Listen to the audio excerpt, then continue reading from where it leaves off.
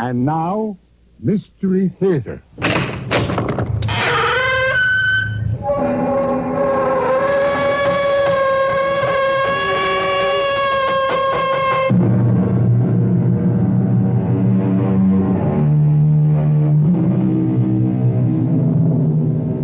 Come in. Welcome. I'm E.G. Marshall. It is the fashion today, dating from Freud, to consider that insanity is not hereditary, even the predisposition to it. But the great Sigmund Freud died less than 40 years ago, and before him, the taint of madness was accepted to run in families, passed on down through the generations like some congenital disease. Whether the belief is true or not, there is a harrowing story of such a family. But, Dad, Mr. Monkton is your best friend. Has been all your life. Jim Monkton is one thing. He escaped the curse, thank the Lord. Well, you can't for a moment imagine that Stephen, who happens to be my best friend, is anything but normal. I hope and pray he is, but he's still young yet. And they say it skips generations. I'm not going to argue anymore. I know your mother put you up to this. Mother had nothing to do with it. I'm thinking of my sister. Anne would be far better off with a short-term headache than a lifetime of misery and despair. Oh, but Father... No, David. I'd rather put her in a convent than see her married to a Monkton. For as sure as I'm standing here, I know it in my bones that Stephen Monkton is marked by the curse of his family. He'll end up a raving maniac, or dead before his time.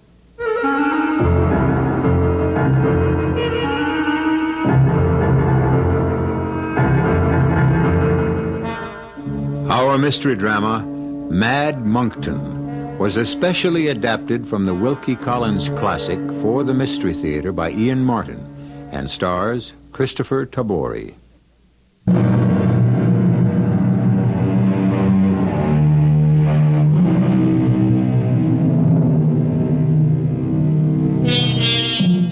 The great Scottish historian Carlyle said, "History is a distillation of rumor." However, a contradictory quote is, "Where there's smoke, there's fire." Whichever may be true of the Monkton family, gossip had marked them as a family damned by hereditary insanity. Every kind of insanity had cropped up through the years, monomania being the most common.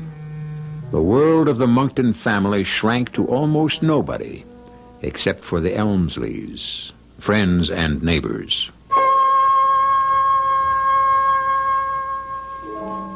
My father and Mr. Monkton had been school friends, and when, years later, their paths crossed again, their friendship was renewed. By that time, my younger sister and myself were almost of age, with little more than a year separating us. Mr. Monkton's son, Stephen, was about Anne's age, and I remember coming home in my last year of college to find that they were in love and wanted to be engaged. The Monkton family and my mother and myself were all for it. My dad was the only stumbling block. It makes me so mad, David. I mean, Dad can get so pig-headed. Couldn't you shake him at all? You were my last hope. I did my best, Princess, but it was running my head against solid granite. But it's all so silly. It's so unfair. It's not like him. No. Usually my father's pretty easy to get on with, and usually you can twist him around your finger. Or Mom. Not this time. How can he risk Mr. Monkton's friendship with some crazy notion?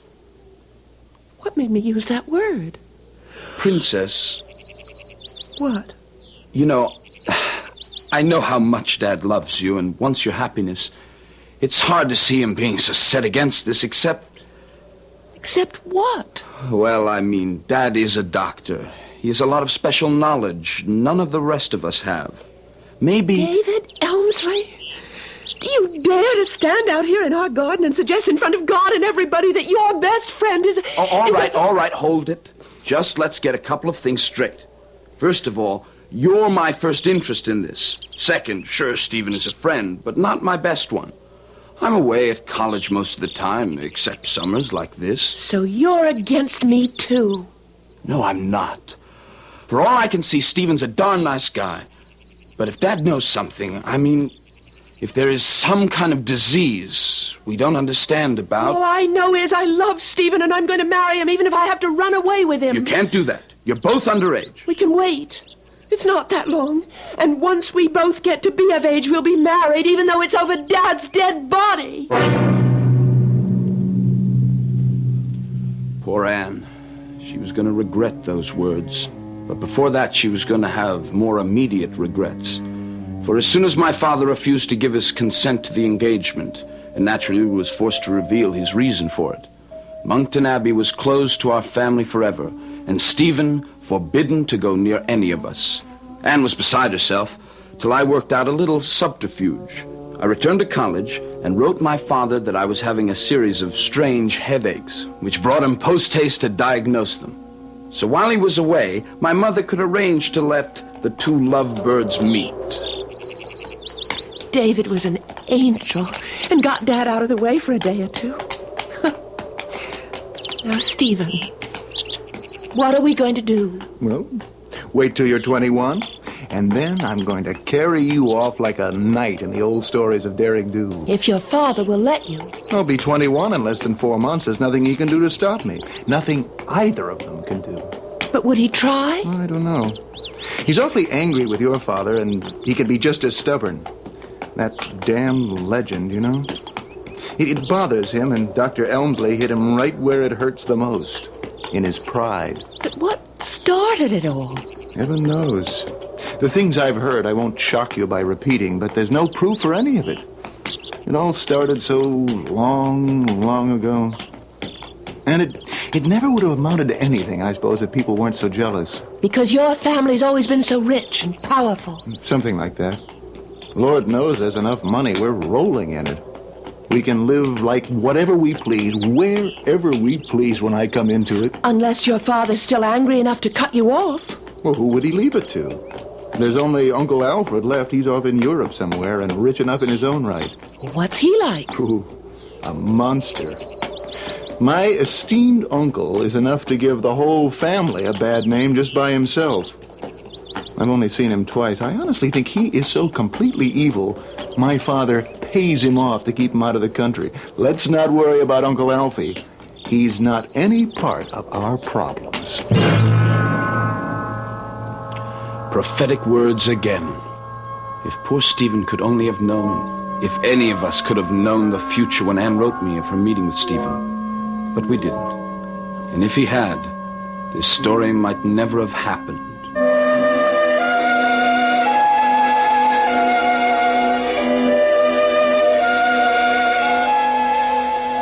Just before the Christmas holidays, Stephen's father died very suddenly of a heart attack.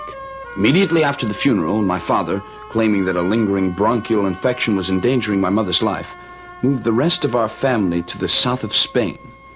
So it was that Stephen and I spent the Christmas season together, for many reasons. I appreciate your company, David. Where else would I go, with my family over 1,000 miles away? You could have joined them in Spain. Most of the time would have been spent getting there and back. Besides, it's more important now to find out about your plans for the future. In a few weeks, I shall be 21, my own master. I shall have an income of £30,000 a year. In 6 months, your sister will be 21 and her own mistress. I intend to marry her. Have you any objection? No, none. So you and Anne will be married by summer. With or without your father's consent? With or without my father's consent, even if it's over his dead body. Phrases that haunt me, and will haunt me, I suppose, to my grave. I hope not beyond. For a few days before my sister's 21st birthday, my father picked up a virulent case of the Spanish flu, and within 3 days was gone. My mother and Anne brought his body home to Wincott for burial, and I met them there. But during the week I waited for them to return, I learned of the strange goings-on at Monkton Abbey, and discovered that my one-time friend Stephen refused to see or talk to me. But why didn't he even come to the funeral, David? I don't know, Anne. He won't see me. The servants bar the doors. I can't even force my way in. But doesn't he want to see? Doesn't he ask for me? And I don't know how to tell you this. Well, ever since shortly after his father's death, peculiar things have been going on at the Abbey. What peculiar things? It's too soon to talk about them now. Well, what's he been doing, locked up in that lonely old mausoleum all alone? I can only tell you what the local gossip is, if you insist on hearing it. Oh, but I do, David. I must. Well, the local farm laborer that's been on the estate near the house says that he's been wandering and walking about carrying dusty, old, crumbling papers in his hand. That he's forcing open scores of old windows as if to let the light into rooms that have been closed for years. You know, there must be some 80 rooms in the Abbey. And that once, towards evening, he was even observed standing on the very highest of the crumbling turrets, never ascended before in recent memory, which is supposed to be inhabited only by the ghosts of the ancient monks who once possessed the buildings. But what's he looking for? And I don't know, unless... Unless what? Unless the old story is true. The old legend that Stephen has lost his mind. No. And where are you going? I'm going to find out for myself. To prove you're all wrong. I should have followed Anne, I suppose. But I thought perhaps it was better for her to find out the truth for herself. Whatever the truth might be.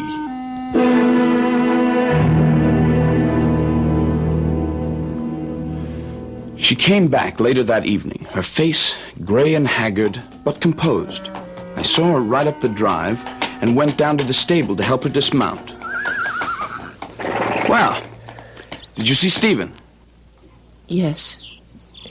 We're not going to be married right away, of course. It's only decent to mourn Father a while. You sound strange. Is Stephen all right? He will be. You mean he is insane? No.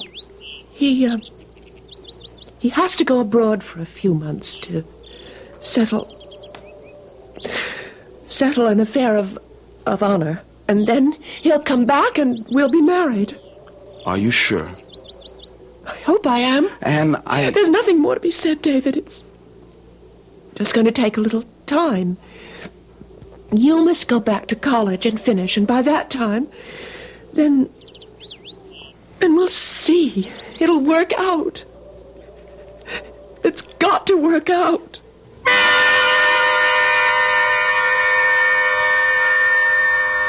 I couldn't get any more out of her. Stephen still refused to see me. I went back to college, graduated, and returned. My mother could tell me nothing new. I looked for Anne, and I found her in the garden, gazing off towards the great bulk of Monkton Abbey. Her face was drawn and white, and she was painfully thin. But when she saw me, she jumped up to hug me with joy. Oh, David, David. Oh, how good to have you back. Hello, Princess. Let me look at you. You don't look yourself. Is it still Stephen? Yes. Stephen. You miss him so much. I used to have letters every day. Then less and less, and now I haven't heard from him in over a month. Well, perhaps it's just as well. No. I love him. I'll never love anyone else. I'll wait for him till he finds what he has to find. What is he doing in Europe? I can't tell you. That's his secret. Where was he when you last heard from him? Italy and Naples.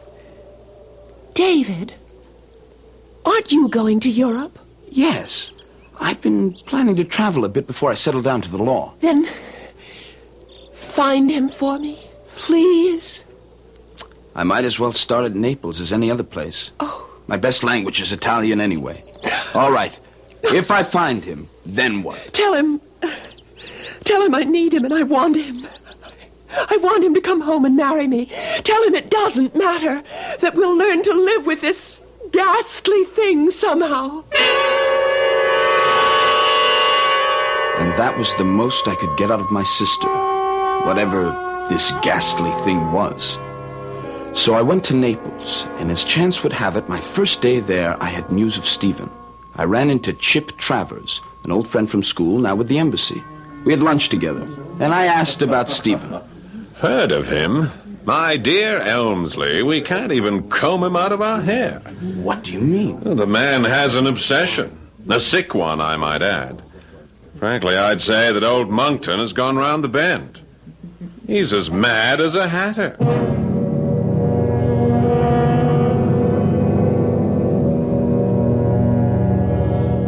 And so it seems that the black cloud of tragedy does indeed hang over the house of Monkton. That madness is an inherited trait. Yet Anne denies it. Is she blinded by love? And if not, what is the ghastly secret she and Stephen would have to spend their lives with? In a moment, I'll return with Act Two.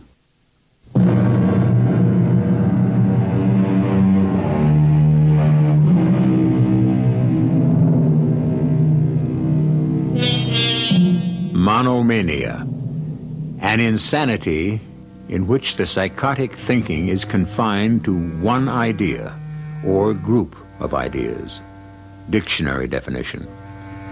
And the whispers and rumors and accusations which have been voiced about the Monkton family for centuries, about the curse that lies on it, have tended to stress this particular form of madness. But what one idea or group of ideas?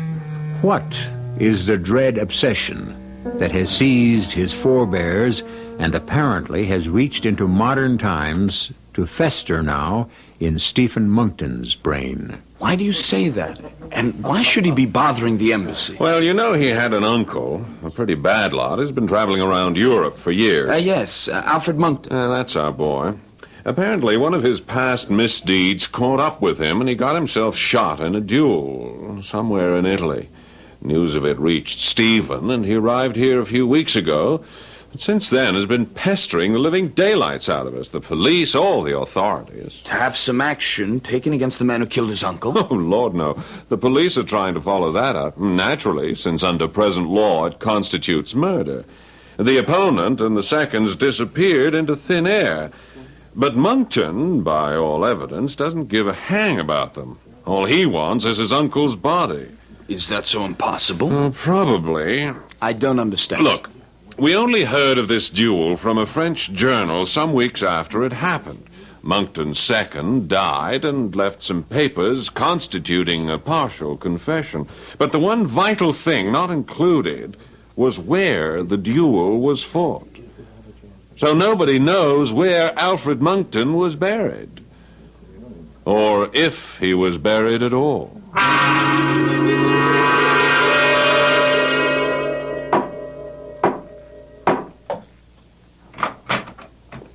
Yes? Stephen, how are you? David! David Elmsley, how good to see you.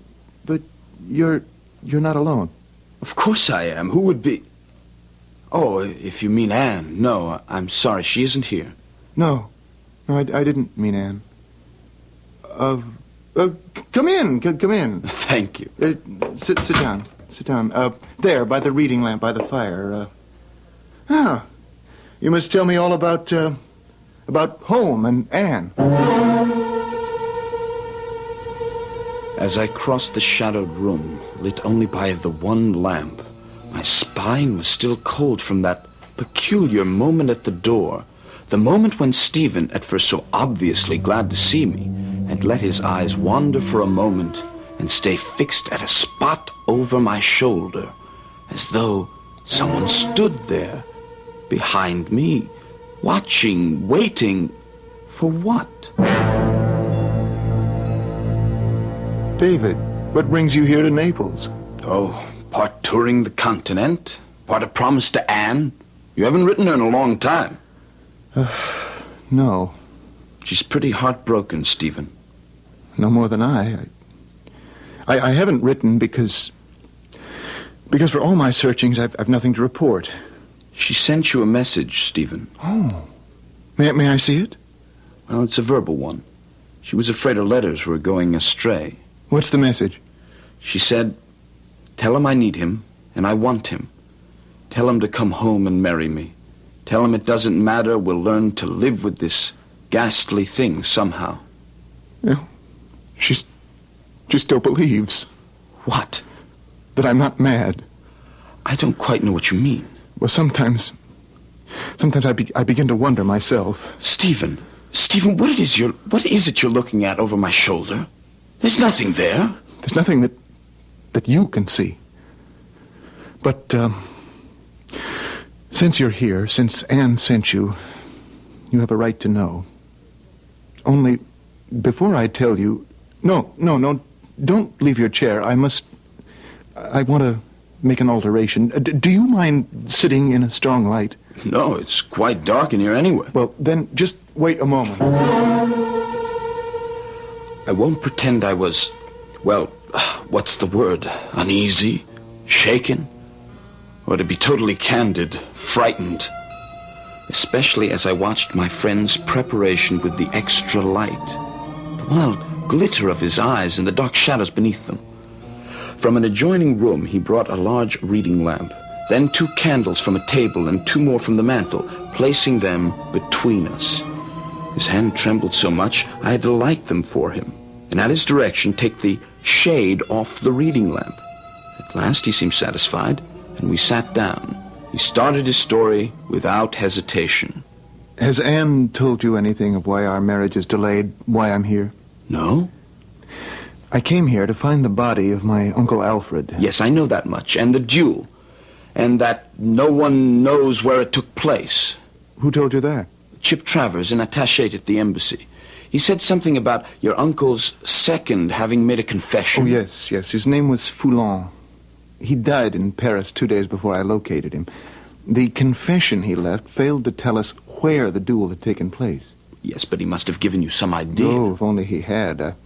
I have the whole document here. You can read it later. Was it fought honestly? Well, apparently. If any duel can be considered so. They tossed for first fire. My uncle lost. They were placed 30 feet apart. The winner of the toss advanced 10 paces and fired. Had he missed, my uncle could have walked right up to the other and shot him through the heart or head as he desired. But he didn't miss. No. My uncle was dead before he hit the ground. Monsieur Foulon then states that he tore a leaf from his pocketbook describing the circumstances of the death and pinned it to my uncle's chest. Then they started with their plan to dispose of my uncle's corpse. Well, go on, Stephen, go on. I can't. That's where it ended. David, I've hunted, heaven knows I've thrown money around like a drunken sailor, and a rich one at that. But I don't know the country, I don't know the language. I'm insulted, laughed at almost to my face. Stephen, wait a minute. Can I ask a couple of questions? Of course. How often have you seen your uncle? Twice, when I was a child. Did you like him that much? Like him? I hated him. As the family did. He disgraced our name wherever he went. He was a liar, a cheat, for all I know, a murderer. I gathered from my friend that's sort of the official attitude, too. I don't care about their attitude. What I'm trying to say is, maybe you are being given the runaround, but maybe they don't think you're in earnest. Not in earnest. Come with me. I'll convince you. He leaped to his feet, grabbing a candle, and hustled me into the next room. On one side of his bed was a packing case at least 7 feet long. The top was open so that I could see the case contained a lead coffin, magnificently emblazoned with the Monkton arms, and on a plate the name, Alfred Monkton, with his age and the manner of his death inscribed underneath. Now, I must tell you the secret so that you don't think me completely mad. What is it? You're looking over my shoulder again as if... Look at me, Stephen, please. Yes. Yes, if you will just take your seat again with the lights between us. So. Now, you know the Monkton's reputation. Stephen, let's spare ourselves all the old wives' tales. I can't. You must be part of it now. Do you also know, or have you heard, the family prophecy? No? I can show you the original fading parchment. I will, but for the moment, it's easier to recite it. When in Abbey's vault a place waits for one of Monkton's race, when that forlorn one shall lie graveless under open sky, beggared of 6 feet of earth, though lord of acres from his birth, that shall be a certain sign of the end on Monkton's line. From mortal men, from light of day, the last Monkton shall pass away. Now, really, Stephen... For 1,000 years, at no matter what cost, no matter where he fell or how he died, at no matter what cost of sacrifice, in the vault, under the abbey at Wincott, lies every one of my ancestors. The succession of the dead in Monkton Valley Vault has never been broken. Till now. I can see by your face you want to ask me how I can believe in a doggerel prophecy written and uttered in an age of superstition and ignorance. I'll tell you why I do. Because behind you, right at this moment, as he has ever since you came, confirming my belief, stands Alfred Monkton himself. Something about the tone of his voice, the fixity of his stare, his own total belief in what he saw, kept me from turning my head. At that moment, I, too, believed that if I looked over my shoulder, I would see... He stands behind you, death glare in his eyes. As I've seen him walking and sleeping from the moment he was shot. What do you mean, from the moment he was shot? How could you? When your father whisked Anne away from me to Spain, I was at loose ends, waiting for Anne to come of age so that we could be married. I had to fill my days with something to do, and I was in a mood to clean out all specters, throw away the past. I decided to look in every nook and cranny of the abbey, clear out the debris, search my family history, and try to lay the ghost for once and for all. What did you find? Great cabinets and iron-clasped chests, filled with loathsome secrets of horrors and darkness. Oh, damn. I suppose we were neither better nor worse than all medieval barons, but the things I found... Well, that's dead and gone, I thought. It's the past, which I'm going to cut myself free of and start a new future. I'd worked myself to the highest turret by this time, and I was choked with dust. I stepped out just before sunset, choosing my footing carefully, watching the setting sun and thinking of Anne. And suddenly, yes, standing in front of me, beyond the battlements in mid-air, was the figure of Alfred Monkton, faintly luminous, as he stands behind you now. Did he speak? No. Was this before the news of the duel reached Wincott? 2 weeks. I didn't know the date of it then as I do now. It was March 14th, the same day as I stood on the battlement. The very moment the bullet entered his side and killed him. And now you know why I dare not marry your sister. Not till I fill the empty place in the Monkton Abbey with the body of my uncle. And then, by God, I will burn it to the ground.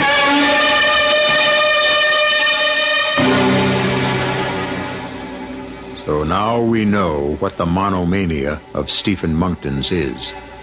But can it be cured by finding his uncle's body and the other means he plans? Or is it doomed by the ancient prophecy that from mortal ken, from light of day, he's the last Monkton to pass away? I'll return shortly with Act 3.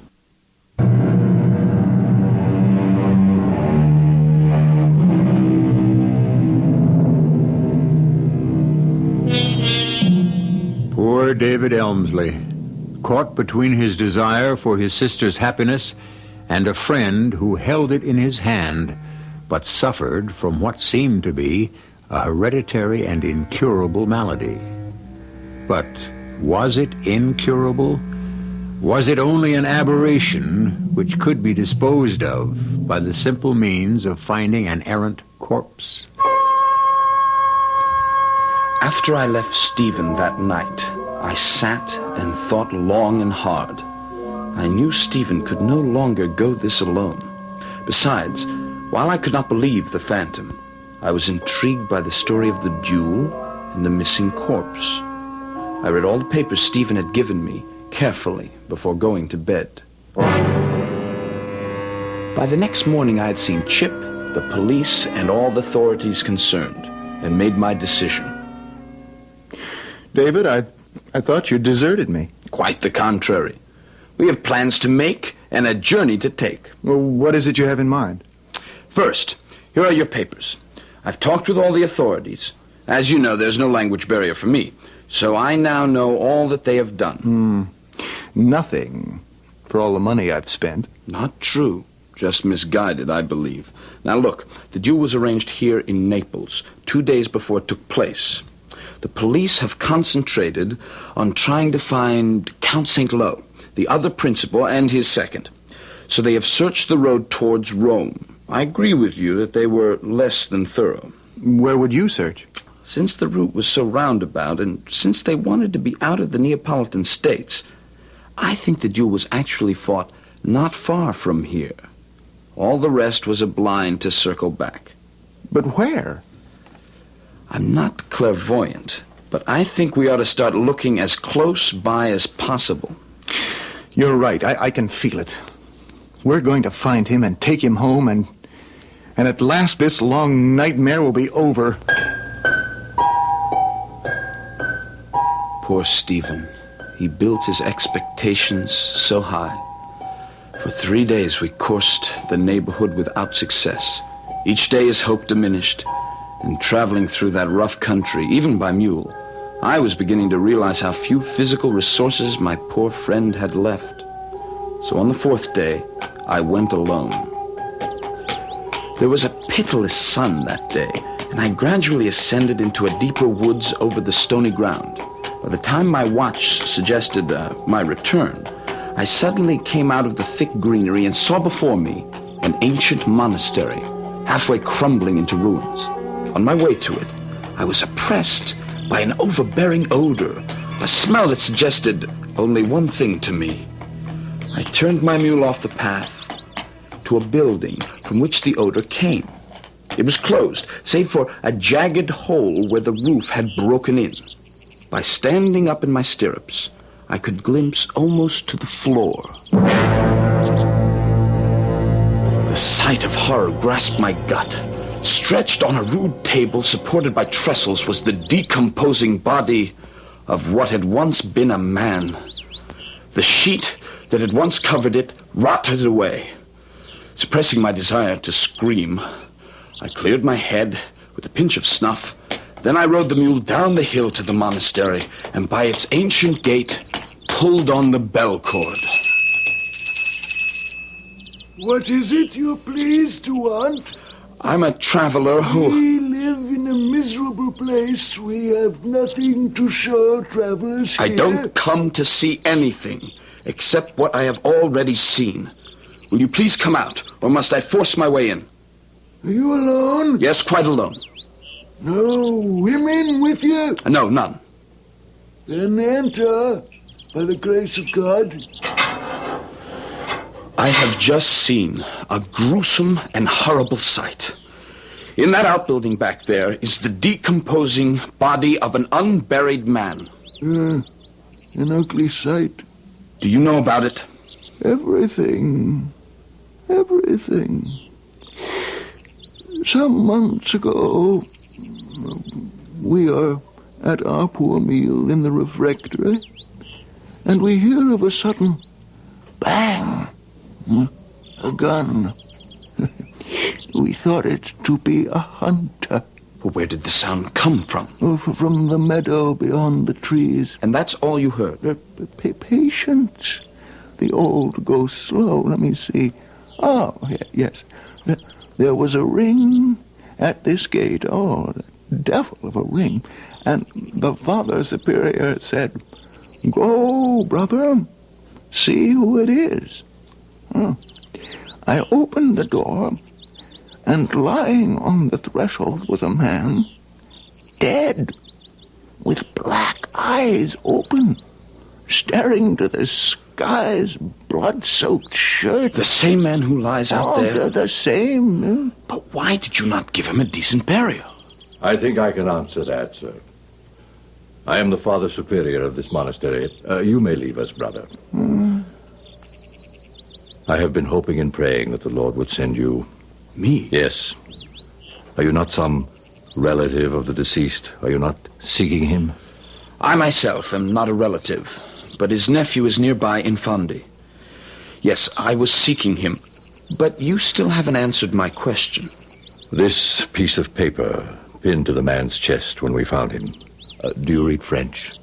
I'm afraid with difficulty. Then I shall translate it for you.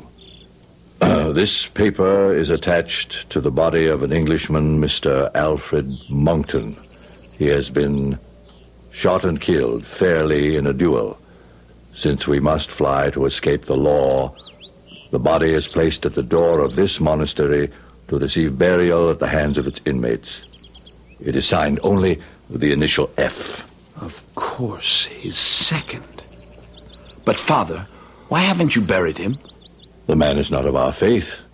He died unshriven.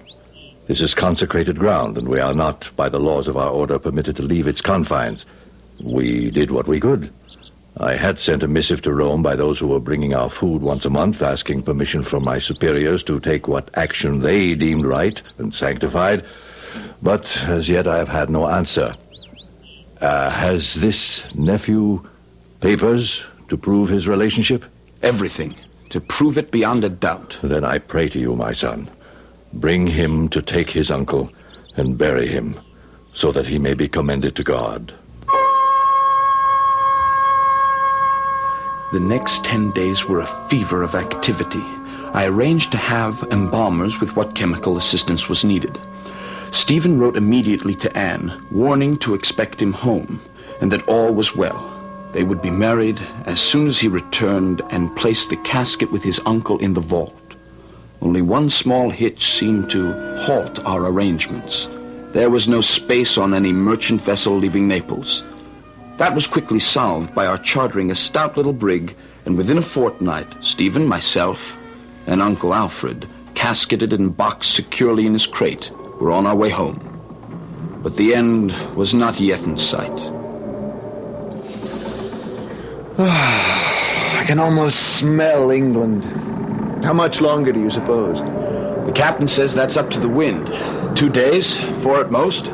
Can't believe it's almost over. It is. Tell me, does the Phantom still appear to you? Oh, yes. Didn't I tell you he followed me everywhere? I shan't lose him till the empty place is filled in the Abbot vault. I'm tired, David, good friend. I think I'll go below for a while. Till later. Take a good rest. Your troubles are over. I'm afraid not quite, Mr. Elmsley. Why, Captain, you startled me. I didn't see you. I were waiting behind the bulkhead. I wanted to talk to you alone.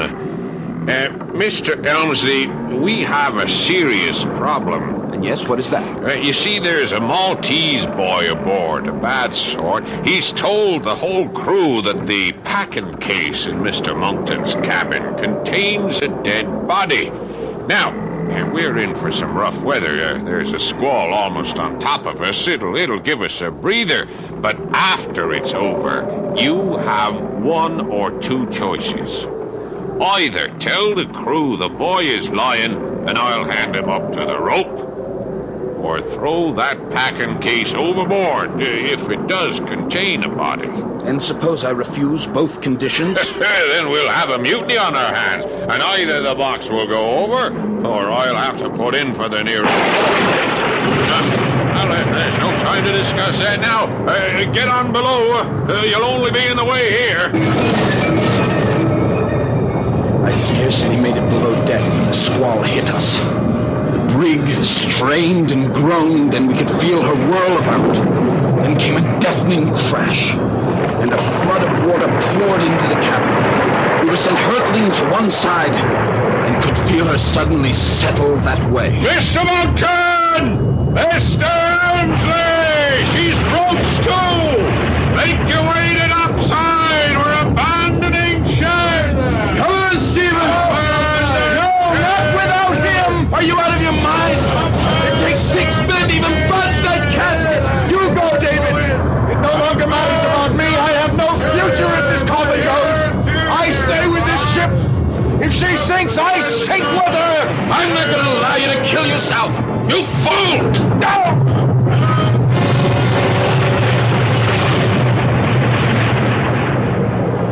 The rest was madness. After I knocked Stephen out, I got him on deck somehow. He came to, and he was like a maniac. It took 5 of us to get him aboard the longboat and hold him as we pulled away from the ship. The squall passed as suddenly as it come up, and by that time the brig, dragged down by her broken mast and sail, and the water she had shipped sank to the bottom, taking Alfred Monkton with her. And as she went, Stephen sagged in our arms and lay quiet and hopeless.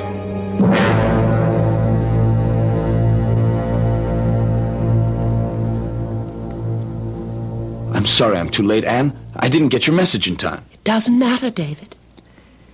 He spoke of you at the last.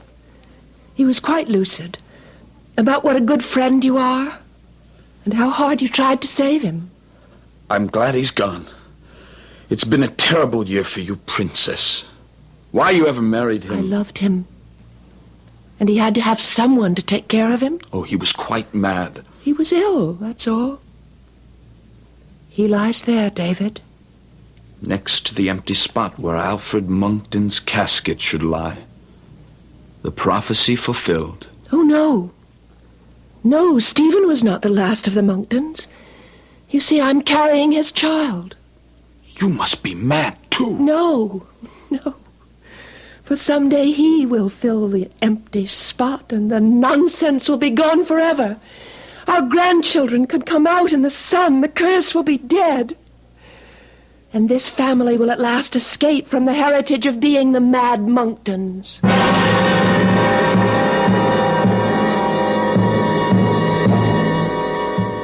So goes the story. Anne Monkton never married again, but she did bear her child. Was she right that the taint was ever removed, or had love betrayed her into perpetuating a legend? That is something only time can tell. I'll be back shortly.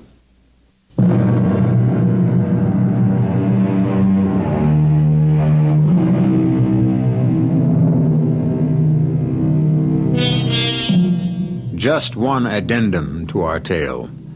Shortly after the events in it, a raging fire swept the abbey, and its ancient stone structure, weakened by the flaming heat and its own antiquity, collapsed in a mass of rubble.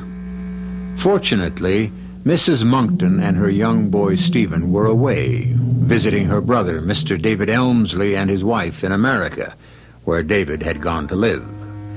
As far as I know, their heirs still live here. Happily, I hope, and especially for the Monkton family, ever afterwards. Our cast included Christopher Tabori, Marion Seldes, Russell Horton, Ken Harvey, and Paul Hecht.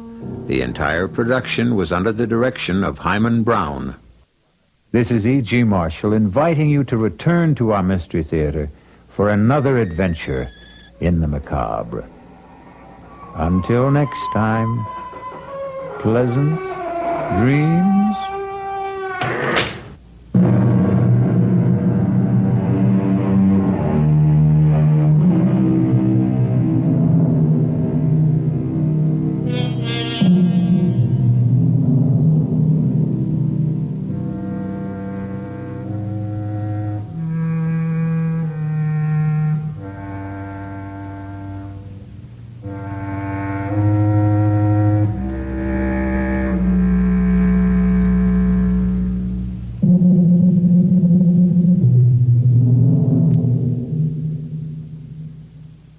Mystery Theater.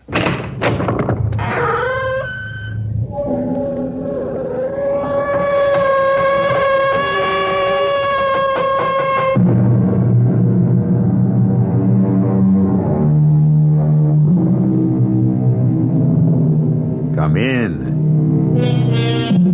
Welcome. I'm E.G. Marshall, curator, as it were, of this Museum of the Macabre. What is a witness? Literally, a witness is one who has seen, therefore, one who knows. And therein, of course, lies the difficulty.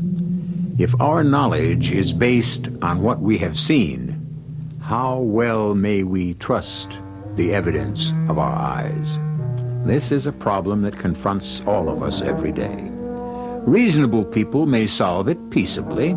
Quarrelsome folk may settle it violently. And then we have those particular situations that seem to have no solution at all. Junior, you've got to help me out. Sure. Who is it this time?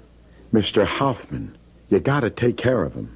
But I already took care of him. Mr. Hoffman's dead. I can't believe you go back on your promise. Hoffman was buried a month ago. He's back in the store. But the store's been closed, shut down. He's there now. He can't be. He's waiting on customers. Now, it's hard to believe this, Mr. Gerhardt. I'm telling you what I saw, what's happening. Now will you believe me and take care of him?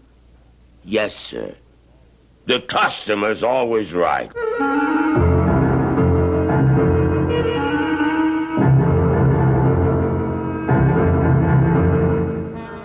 Our mystery drama, The Final Witness, was written especially for the Mystery Theater by Sam Dan and stars Lou Jacoby.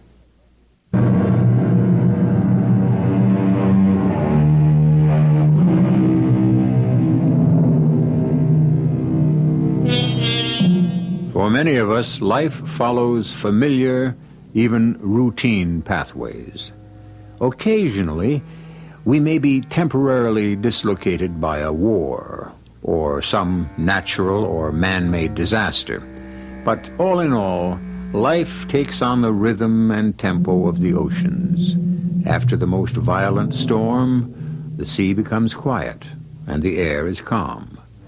The key word for so many of us is predictable. There is no ecstasy, but merely amusement, and no tragedy, just irritation. Meet the Gerhardts, a married couple approaching middle age. Oliver and Cassandra Gerhardt. It is after dinner, or as they would call it, supper. They are sitting in their living room. Ollie, will you turn that stupid thing down? It's a good picture.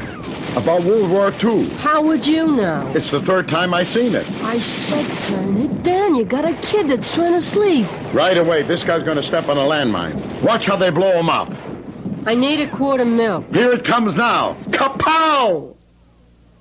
Hey, what did you turn it off for? You had your big moment? Go get the milk. Whatever you say, Cassandra. And don't call me Cassandra either. What a couple of names we got. Oliver, Cassandra. Just go down for the milk, huh?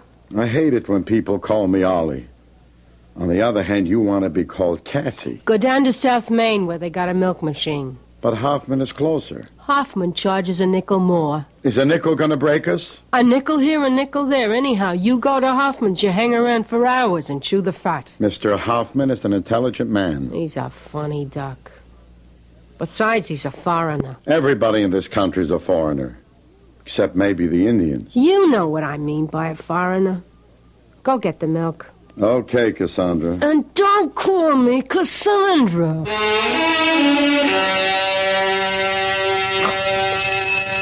Ah, Mr. Gerhardt, Mr. Oliver Gerhardt. Good evening. How you doing, Mr. Hoffman? Well, let us examine the situation. I'm drinking a glass of wine, I'm listening to a Mozart concerto, and a good friend has just entered my establishment. Could a king be more happily occupied?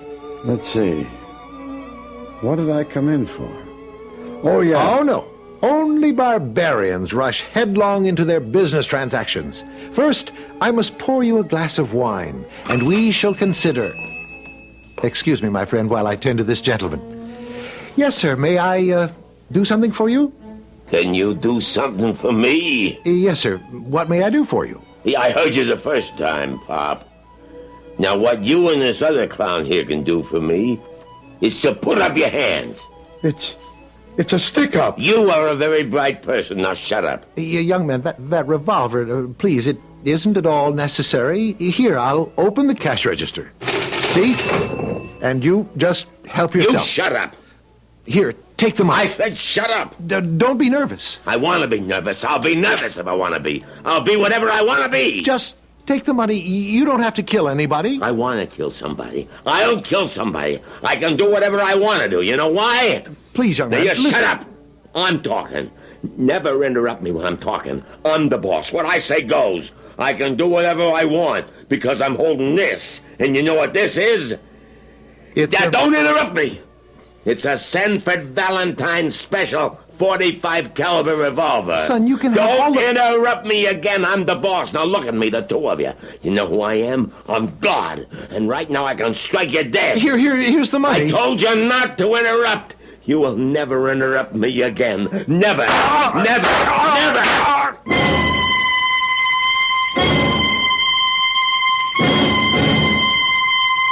I told you, don't go to Hoffman's. But no, don't listen to me. I'll never understand why I wasn't killed. Why did you have to go to Hoffman's? This guy, he just kept shooting, like you see in the movies.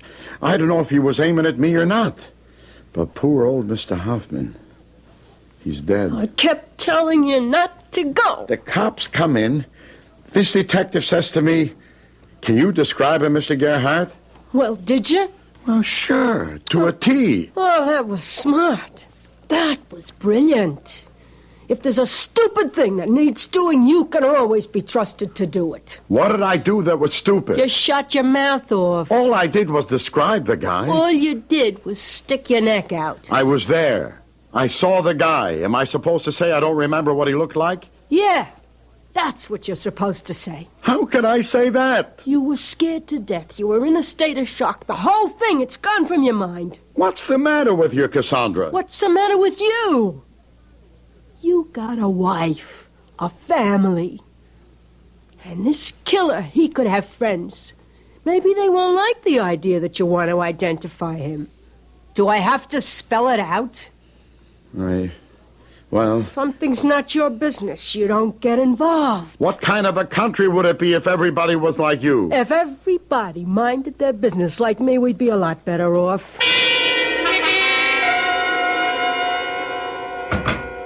Mr. Gerhardt, I'm Edward Spurlock, the district attorney. Yes, sir, Mr. Spurlock. Thank you for your excellent description of the killer. Well, about that, maybe... In my 20 years, I have never seen a more accurate, a more detailed delineation. Yeah? Have you ever had any police training? Well, no, sir. There are veteran police officers for whom attention to detail is a profession who couldn't match your account of the gunman. Is that so? Yes, your description is almost scientific in its precision. I shouldn't be surprised if it's used as a model in training courses. Well, Thanks to you, we had no trouble running down the killer. You got him already? With your kind of description? Now, look through the window. It's one-way glass. You can see into the next room, but the people in there can't see you. I know. I saw this exact setup in the movies. Well, we try to follow them in every detail. Now, those four men standing on the platform... Oh, yeah. That's the lineup. Is one of them the gunman? Is one of them the guy? No, sir. He isn't there. Berrigan, get rid of the one on the left. Bring in Ellsworth. Now, Mr. Gerhardt, you remember your description? Oh, yeah. He was 6 feet tall. He was thin, with a kind of a pot belly. Brown sport jacket with white flecks. Light yellow turtleneck shirt. Tan pants. Brown cowboy boots. Red hair. High forehead like he's getting bald. Blue eyes. The right one had a kind of a cast in it. tattoo on the back of his left hand, the one that held the gun, a bright red heart with 3 drops of blood, and the word Mama in blue letters. Any wonder that description's the talk of the department? Well, I was standing right next to The him. whole thing hardly lasted a minute. Well, it may have been a minute, but it felt like an hour. Now, Mr. Gerhardt, look at the young fellow who was just brought in. The last one on the left. Yeah, he's the guy. You sure? Definitely. You got him. You'll testify to that effect in court? Yes, sir. I assure you we'll extend the fullest protection to you and your family. Protection? What do you mean? Well, just in case. In case what? The man's name is Woodrow Ellsworth, Jr. He's one of Mama Ellsworth's boys. Literally. He's her son. Mama Ellsworth? Yes, Mama's the leader of a little group that specializes in confidence games. You mean a mob? Oh, no. They're careful to avoid violence. What the kid did was crazy. It has nothing to do with her operation. I tell you this because you have a right to know. A gang leader? No, nothing like that. They just work swindles. Now, what you must remember is that your magnificent description forms the cornerstone of our case. Why, without you... Well, now, can we depend on you to testify? To do your duty as a citizen? Well, sure. Sure. You can depend on me.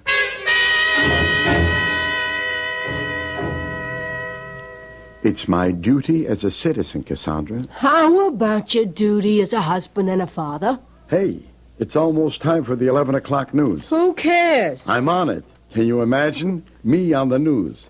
They come by the shop lunch hour to tape it. You should have seen everybody.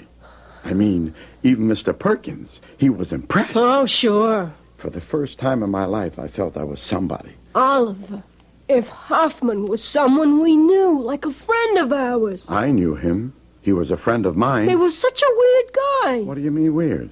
He had crazy ideas. He talked like a nut. And another thing. You ever ask yourself, what was he doing around here? He was running a grocery store. A guy like him? Well, what do you want to run a grocery store for? I never trusted him. What does this have to do with my... Ollie, people like us, we can't afford to get involved. But I told the cops and everybody. What'll people think of me? Like they say in the movies, you want to know the bottom line. Okay, the bottom line. You identified this guy at the trial. A couple of weeks, a couple of months, maybe a year later, they find your body in some alley. Or maybe in the trunk of a car. No, Cassandra. Don't call me Cassandra. You mean it don't happen? And it'll be in the papers. And everybody will say, oh, yeah, that's Oliver Gerhardt who testified at that murder trial. What a jerk. He should have kept his mouth shut. You mean it's right for a guy to come in and just murder Mr. Hoffman? I don't say it's right. You gotta admit it's wrong. What it comes down to, Ollie, is right or wrong. We can't afford to get involved.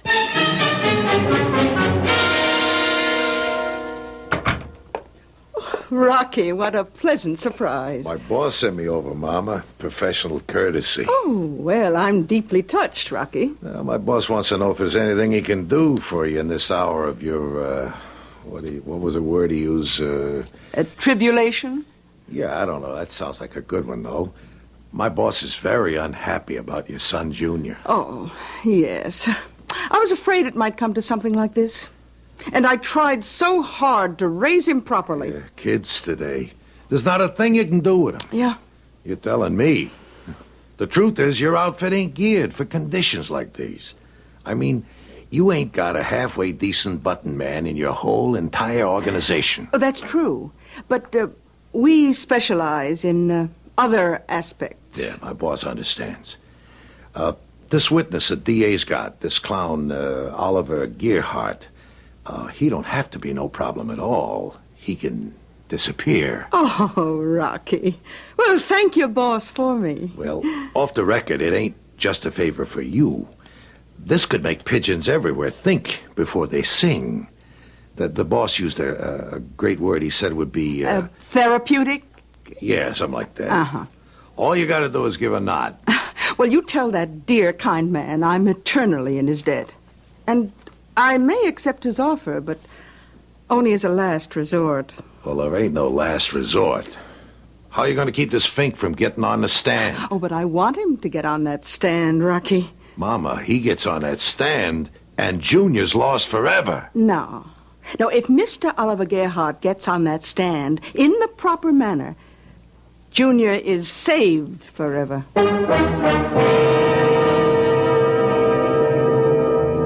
We live in a world of changing concepts.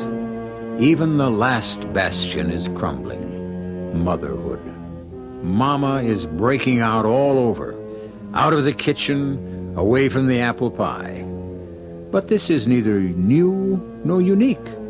After all, Mamas used to rule mighty tribes and conquering confederations of warriors. Are we approaching new dimensions of motherhood? Just you listen to Mama in action when I return with Act 2.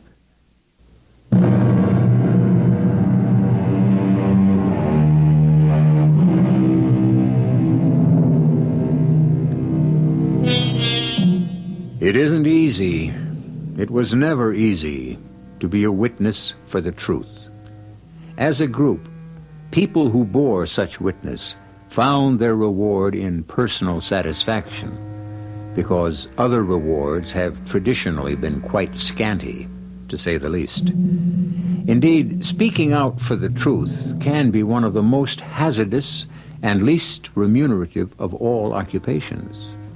However, from time to time, fate points the finger, and the selection or the election to witness can happen to anyone at all, even to Oliver Gerhardt. Oh, excuse me, sir. Do you mind if I share your table? Help yourself. I had no idea this cafeteria would be so crowded. Well, it's lunch hour. If it ain't going to be crowded now, when is the guy going to do business? Oh, that's a very sage observation. But then again, your powers of observation are legendary, Mr. Gerhardt. How do you know my name? Oh, I recognize you. I've seen you on the news. Oh? You, sir, have become a celebrity. Well, I wouldn't go so far as to... Actually, you've become a household name. No, I wouldn't say that. Well, you are in our household. Oh, sorry, I forgot to introduce myself. My name is Esmeralda Ellsworth. Ellsworth? They call me Mama. I don't know why. Do I impress you as the maternal type? You mean you're Mama Ellsworth? You're the mother of that killer? Oh, killer is a harsh word. What do you want? Just an opportunity to chat. About what? About my son. My wayward boy. Oh, you simply don't know how much trouble I've had with him. And now this. He's a maniac. He's a menace to society. What do you want from me? Already gave the cops the description. Well, when an unfortunate event occurs, we cannot undo what has happened, but what we can do is make the very best of it. Now, Woodrow Ellsworth Jr. did murder a Mr. Ferenc Hoffman. You admit it? My dear Oliver, would I insult your intelligence? We know who Woodrow Ellsworth Jr. is, but who is Ferenc Hoffman? Don't you knock Mr. Hoffman. I mean, he might have been a foreigner and all that, but he was my friend. Yes, and as his friend, you have a responsibility to him. Oh, well. Then what are you trying to do? Mr. Hoffman, there were many things about him that you may have been unaware of. Look, nothing you can say about old Mr. Hoffman could justify... Mr. Hoffman was a saint, a great-hearted man whose life was dedicated to helping others. Now, like many people of his kind, he died penniless. His widow will try to support herself and an invalid daughter on a meager Social Security pension. Now, doesn't Mr. Hoffman deserve better? Well, sure, Now, but... probing further into the affairs of our good Mr. Hoffman, did you know that he was practically in the terminal stages of an incurable disease? What are you saying? At most, he had 3 or 4 months to live. Now, suppose my son had not shot him. Look, you're going too fast for me. Life is going too fast for you, Oliver. You must catch up with it. Now, had death claimed him due to natural causes, his unfortunate family would be forced to exist in penury. I never knew he had a family. Instead, my poor boy, Junior, can now literally become their savior. I don't follow you. Well, I would be willing to compensate for Junior's rash action. I would guarantee the Hoffman family a comfortable monthly income. What's the catch? Oh, no catch. A condition. Yeah? Now, I would expect you to forget the description of the gunman at the trial. Oh, I get Well, it. you would be doing this as a favor to your dear departed friend. A favor? I do him a favor when I don't describe the killer? A favor by achieving what would be precious to him above all else, the security of his family. Now, Oliver, once we probe beneath the surface of any action, we begin to learn that things are not at all what they seem. Oh, yes, on the face of it, a senseless, brutal killing, but who died? A man whose life would have died in the midst of horrible suffering. Perhaps what Junior did may have been for the best, after all. But Mr. Hoffman, he didn't want to die. Who does?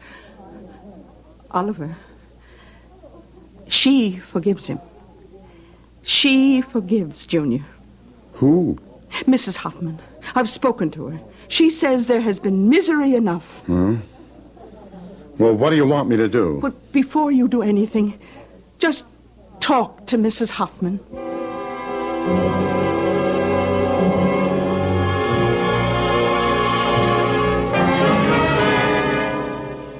Yes, Ferenc spoke of you. He would say that Ollie Gerhardt, there was a human being. He was a great man, Mrs. Hoffman. My husband's life was a tragedy. It is fitting his death should be tragic, too. I forgive the boy. We are commanded to forgive.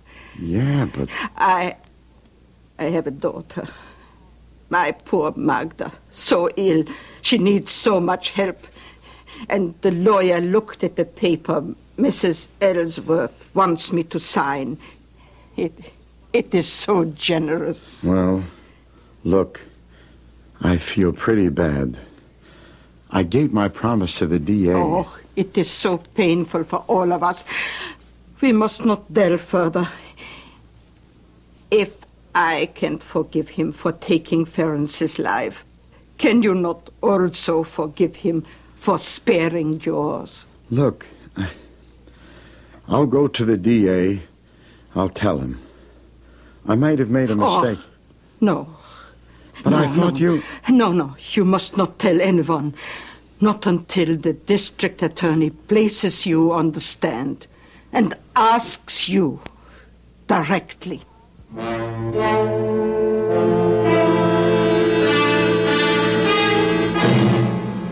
Now, Mr. Gerhardt, at approximately 10 p.m. on the night of January 3rd this year, you were in Mr. Hoffman's grocery store?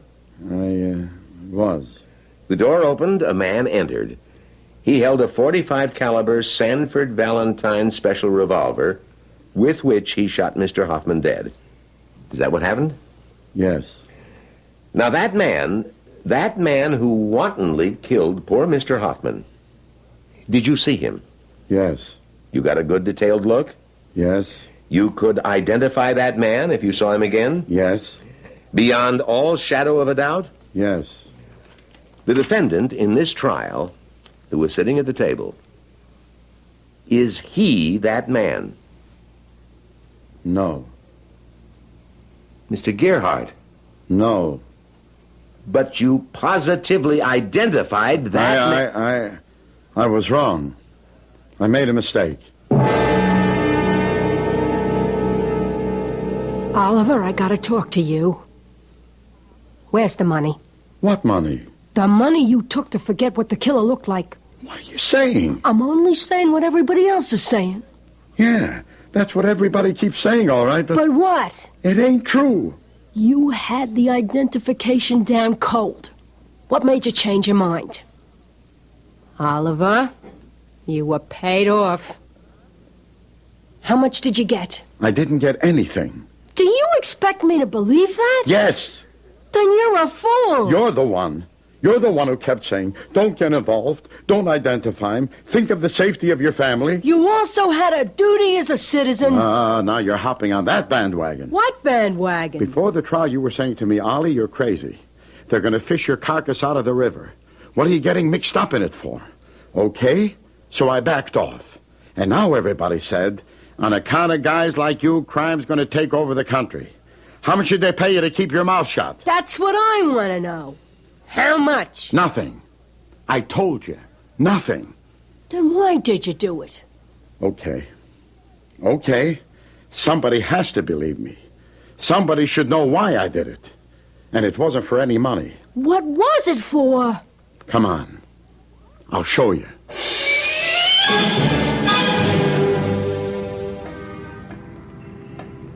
Here's why I did it.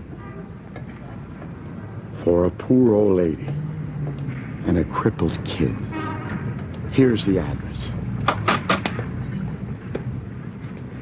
It's just a little 2-room cold water flat right on the ground floor. I want you to meet them. Nobody home. There has to be somebody home. The kid is sick. She can't move. The door's open. I hope nothing's wrong. Mrs. Hoffman? Mrs. Hoffman? There's nobody here. Maybe they had to go out for something. I mean, there's nobody here. Nobody lives here anymore. But I was here the other day just before I had to go on the stand. There's no furniture. This place is empty. Mrs. Hoffman? Mrs. Hoffman? What kind of trick are you trying to pull on me, Oliver? But I tell you, this is the place. Apartment 1B, 4800 South Jefferson. Mrs. Hoffman? Ollie, there is no Mrs. Hoffman, so save your breath. Now, how about the money? I tell you, there is no money.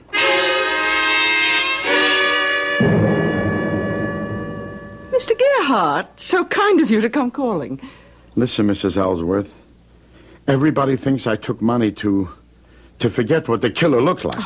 Regrettable that people should always imply sinister motives to generous actions. I was worried about Mrs. Hoffman. I went there with my wife, and the place was empty. Oh? I went back again later, and I spoke to the janitor, and he said no such person ever lived there with a crippled daughter, and that some lady had rented the place, gave him a month's rent, moved in and out in one day. He couldn't understand it. Well, Oliver, what can I tell you? You tricked me. There is no Mrs. Hoffman. There will always be a Mrs. Hoffman. She will live forever in our imagination, yours and mine. What's going to become of me? Like I say, everybody thinks I got paid off. Oh, it will all blow over. Tomorrow another crime will take center stage. Hey, Mama, you said I could buy a new car. Junior, say hello to an old friend, Mr. Gerhardt. Oh, yeah. Hey, Mr. Gerhardt, you're a terrific guy. Wow. You did a job on that DA in the courtroom. You killed him. I couldn't have killed him deader with a gun. Mr. Gerhardt is leaving. Oh, yeah? Well, look, Mr. Gerhardt, come around, huh? Anytime you need something done, like a guy gives you a flat. Goodbye, Mr. Gerhardt, and don't do anything rash. Just think about it, huh? You owe me quite a bit. For what? For the lesson. After all, you may be sadder, but just think. You are so much wiser.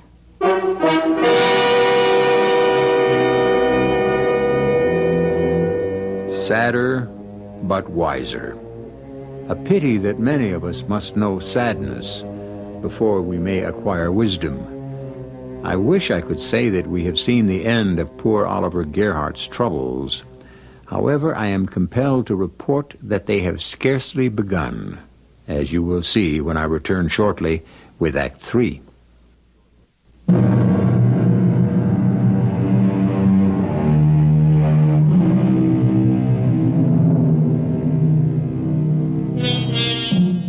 If the road to hell is paved, as they say, with good intentions, then much of the concrete for that highway has certainly been poured by our friend Oliver Gerhardt.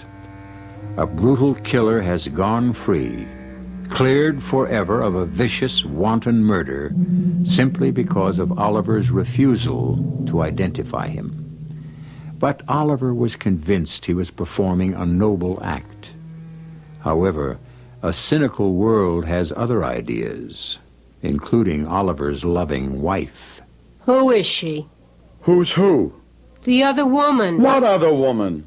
The one you're gonna run away with. What are you saying? I figure you have to be planning on running away because you haven't asked me for a divorce. What are you talking about? That's what you're gonna use the money for. Another woman. There ain't no other woman. Don't lie. You never thought of running off with another woman. Sure, I thought about it. And you admit it. Every man thinks about it. That don't mean I got one. If you're thinking about it, then you're holding on to the money until you find one to run away with. I give up. I quit. Ollie, I'm entitled to some of that money. I mean, look, you were all ready to be a hero. I'm the one who made you think twice, wasn't I? I'm the one who made you see the light. Won't you even try to understand something? Besides, I'm your wife. There's no money. I'm warning you, Ollie. You're not gonna pull a fast one on me. Hey, where are you going? Out.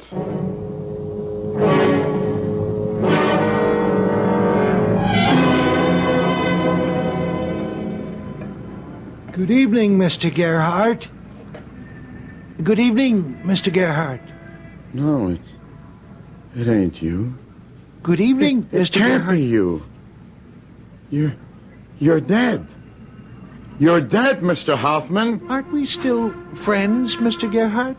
I gotta be seeing things. It's been weeks since you've come into the store. I've been wondering, have I done anything to displease you? Mr. Hoffman, you're supposed to be dead. So tonight I decided to stand outside the store and watch to see perhaps if you'd pass by on the street. The store? It ain't dark. It's open. It's light. The store. Won't you come inside, Mr. Gerhardt? I have a special wine. Rich, sweet, the kind you like. I'm standing here and I'm talking to you. Of course. And your store is open like always. Like always. Don't move. Stay where you are. Just wait there. Just stay there. I'll be right back.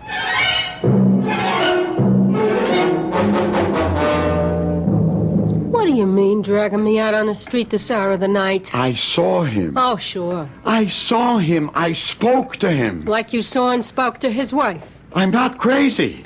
And I wasn't dreaming. He was in the front of a store. The place was open for business. The man is dead. See for yourself. It's just around the corner, and that'll prove... Prove what? So? But he was standing here just a couple of minutes ago. Uh-huh. And the store, the lights were on. Sure. Believe me, you've got to believe me. I believe what I see, and what do I see? I see an empty store. Been that way for weeks. There's a lock on the door. The windows are smeared with grime, dirty. I can look inside. Nothing on the counters, nothing on the shelves.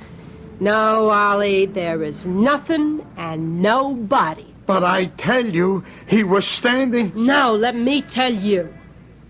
The only way this makes sense is you're sitting on a nice pile of money. For the millionth time, there is no money! As I was saying, you're sitting on a nice bundle. You want to ditch me. How? You figure if you can get me to think you're nuts, I'll walk out on you. Will you listen? No. So you've been building it up. First Mrs. Hoffman, and now Mr. Hoffman. But, Ollie, none of it can work. I'm not letting you off the hook. I'm your wife, and I'm entitled to some of that money.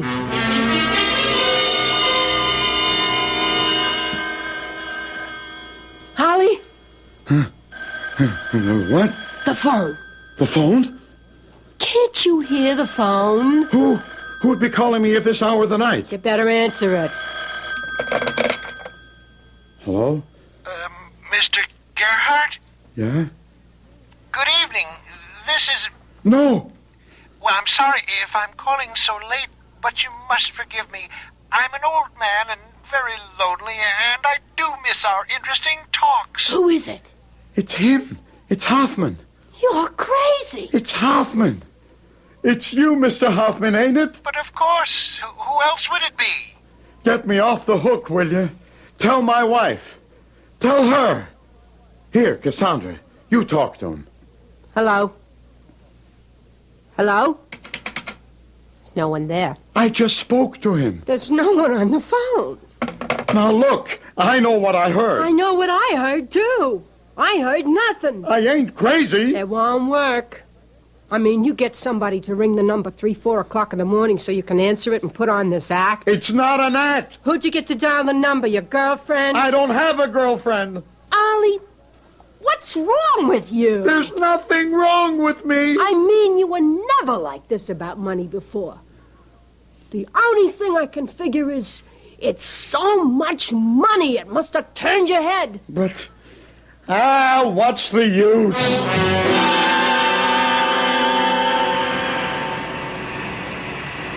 Hello, Mr. Gerhardt. What's that? I said, hello, Mr. Gerhardt. You? How did you get in here?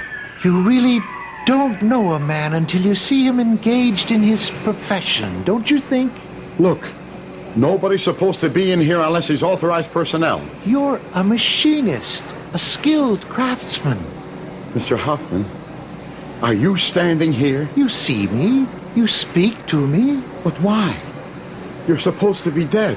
What does that mean? All it means is that other people cannot see me. But why do you come around to me? I like you. I miss our talks. You never come around in the evening anymore. How can I when you're... I'm open. I keep the store open late as usual. Promise me you'll come to see me tonight.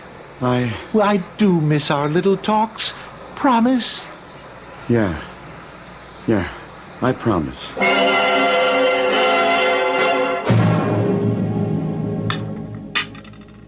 Hash again tonight. You know what prices are today. Look, I need my strength. We could have steak every day, even 3 times a day. If you gave me some of that money you got stashed someplace. Oh, so that's how you're going to play it. You're going to starve me. I'm wise to your little game. I'm wise to your little game, too. You know who called today? The foreman in the shop. Listen, Miss Gerhardt, maybe you better take Ollie to see a doctor. Something's wrong with him. This afternoon he shut down his machine and just stood talking for 10 minutes to a little man who wasn't there. Your game, Ollie. You're trying to get everybody to think you're nuts, so maybe I'll believe it too. I was talking to... Yeah? I'm tired. I gotta go to bed.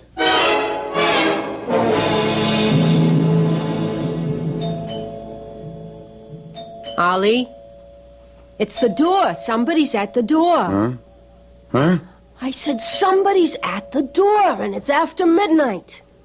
Who is it this time? Well, go see. Okay. Good evening, Mr. Gerhardt. It's you. You didn't come by this evening. I thought perhaps something might be wrong. Will you let me alone? We used to be such good friends. What happened? Is this how you're getting back at me? Back at you? For what? For what I did at the trial. Is this what you're going to do to me? Drive me out of my mind? I don't understand. All I want to be is your friend. Hey, what did you slam the door for? Why did you think I did? I can't let you stand there talking into an empty hallway. What do you want the neighbors to think? But Hoffman was... Okay, right here. Cut the act. Put a stop to it. You hear? Yeah, I'll put a stop to it. I know just how I can put a stop to it.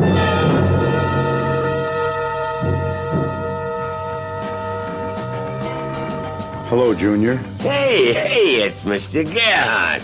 My best buddy in all the whole wide world. Have a drink. No, I better not. And you better not either. No, why? Remember, Junior, you said if I ever needed anything done, if some guy was giving me the flack... You mean you want me to take care of a guy for you? Mr. Gerhardt, anytime, any place, anybody. Do you remember where Mr. Hoffman's grocery is? Sure. Can you meet me in front of the place in exactly 1/2 hour from now? Mr. Gerhardt, you got yourself a deal. Now, what do you want me to use? I got the 45, and I got a 357 or a special 38. Use whatever comes natural, I guess.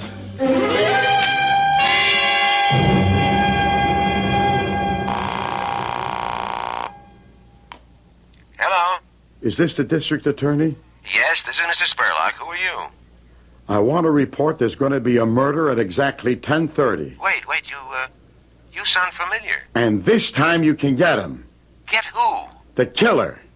You be at 899 South Adams at exactly 10:30.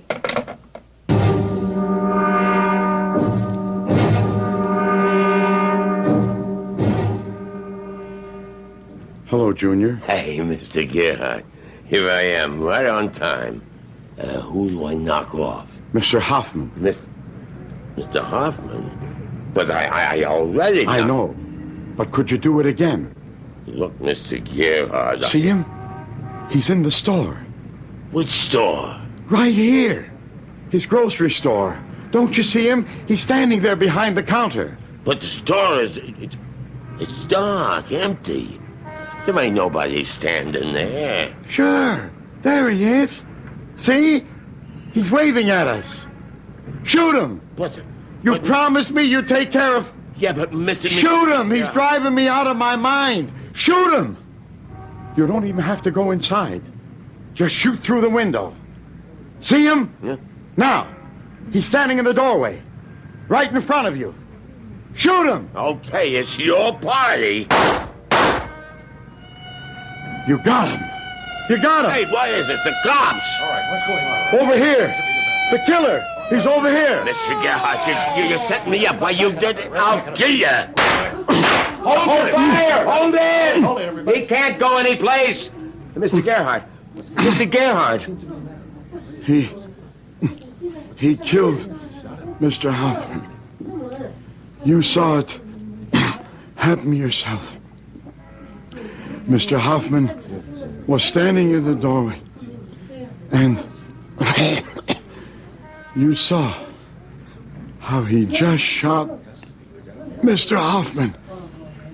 Now, you got him. You got him, haven't you? Yes. Yes, Mr. Gerhardt, we got him. Finally. Yes, they had him. Not for the murder of Mr. Hoffman, but for the murder of Oliver Gerhardt. And there was a very inspiring story in the papers of how a plain citizen, a Mr. Oliver Gerhardt, decided to make up for a momentary lapse in the courtroom and help the police capture a notorious killer. I'll be back shortly.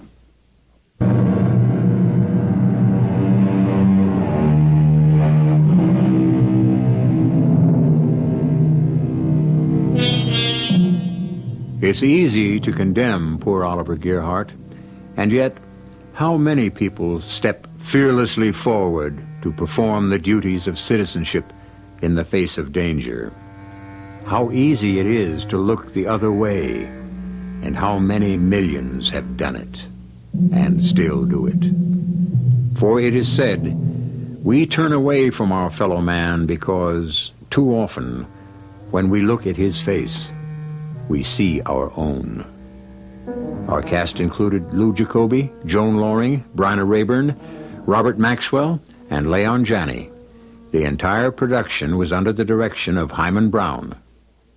This is E.G. Marshall inviting you to return to our Mystery Theater for another adventure in the macabre. Until next time, pleasant dreams.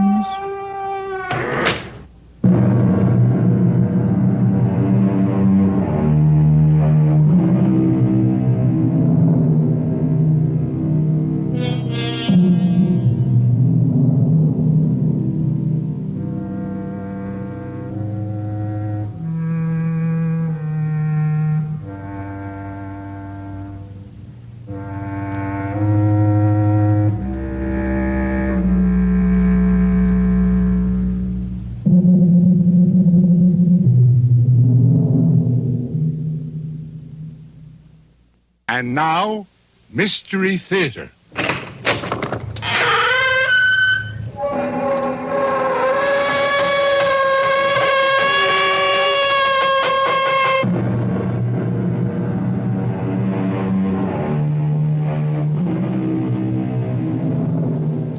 Come in. Welcome. I'm E.G. Marshall. Something that men have been pondering since the dim beginnings of time has been the question of poverty and riches. Why are some men destined to be wealthy while others seem fated to be poor? Since it is easier for a camel to go through the eye of a needle than it is for a rich man to enter the kingdom, we may safely assume that the poor shall find greater favor in heaven. However, to make up for it, obviously, the rich have things much better here on earth. Which is the happier deal? That's something each of us has already decided for himself, isn't it? Hello, Louise. George. Oh, George, do you have any news? Yeah. Is it good? Well, let's just say it's news. Did you find the man who killed my father? No. Oh, that's the only news I care about. And it's the only reason I hired you. To find the man who killed my father. Louise, I found your father's killer. But you just said you didn't find the man who killed him. The killer wasn't a man. He wasn't? You mean a woman killed my father? Yeah. Who? Who is she? Tell me. You mean you don't know who she is? Of course not. You, Louise. You're the guilty one. You killed your own father.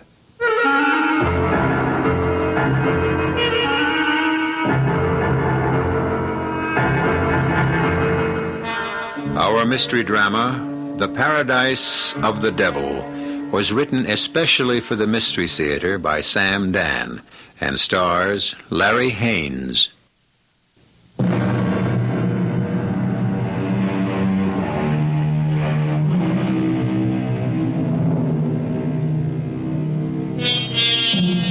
There are those people who will always make money, whether times are good or times are bad.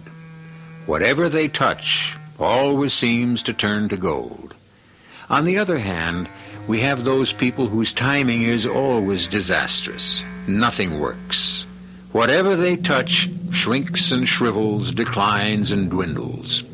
However, there are always exceptions, which is why we have stories. Let us begin ours in a warehouse, a large public warehouse, where many types of merchandise are stored. Everything from food to textiles to appliances to building materials. We are in a remote corner of this huge cavernous compound, and we hear steps approaching. Who is it? Why, the night watchman, of course. His name is Bert Ledoux.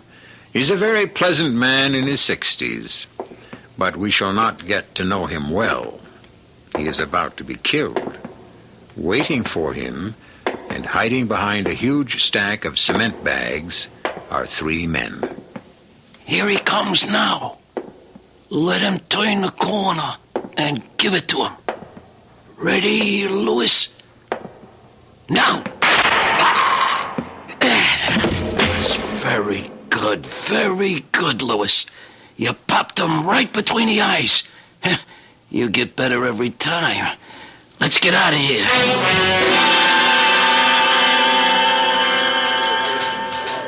Yes, miss? You don't remember me, Sergeant? Well, let's see. Should I? I suppose this tells me everything I need to know. Look, miss, can we help you? I'm Mr. Ledoux's daughter, Louise. Ledoux. You don't even remember his name, and it's only been a week. Oh, I remember. Bert Ledoux. You said to come back in a few days. You might have news for me. Louise, let me talk to you off the record. About what?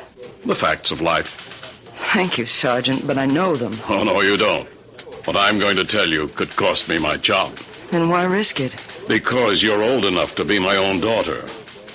Your dad was killed exactly 10 days ago. Do you know how many people have been murdered since? No, and I'm not interested. 5. And that's about average. A killing every other day.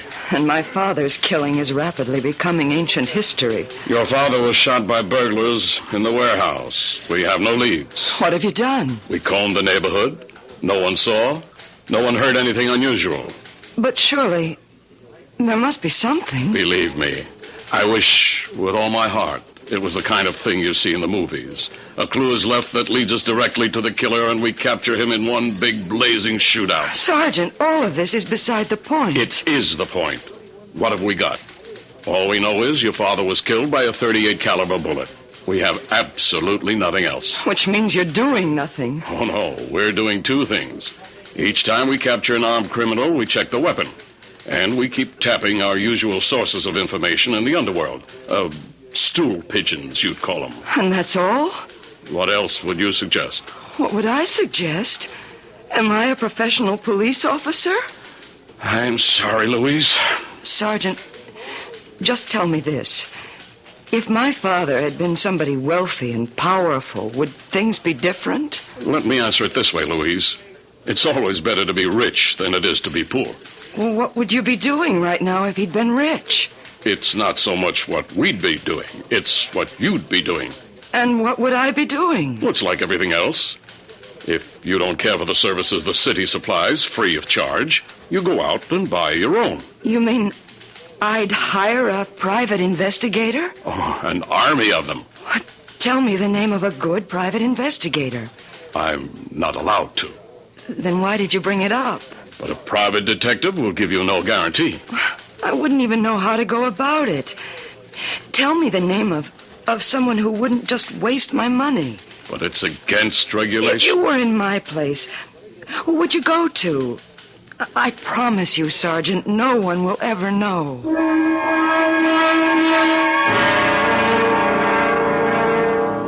Well, if the police haven't been able to get anywhere, Miss Ledoux, what makes you think I can do any better? Well, because you think I'm smarter? I'm not. The police have the whole city to worry about. Well, I have other cases, too, Miss Ledoux. Oh, but at least you would... I would what? Well, take a personal interest in the case. Mm-hmm. Miss Ledoux, there are hundreds of killings, just like your father's. Random killings. Killings where there's no leads at all. Where the killers have vanished without a trace. Are you telling me that I must accept the fact that my father's murderer may never be caught? Yes, that's exactly what I'm telling you. If the killer is ever caught, it'll be because he was betrayed by a pal or a woman or arrested for another crime. We can't make those things happen. We have to wait for them. For how long? Well, sometimes forever. In other words, you won't accept the case. And, then we have the question of money. Now, your father worked as a night watchman. He wasn't a rich man. And, what do you do? I'm a secretary. Ah. You have any money?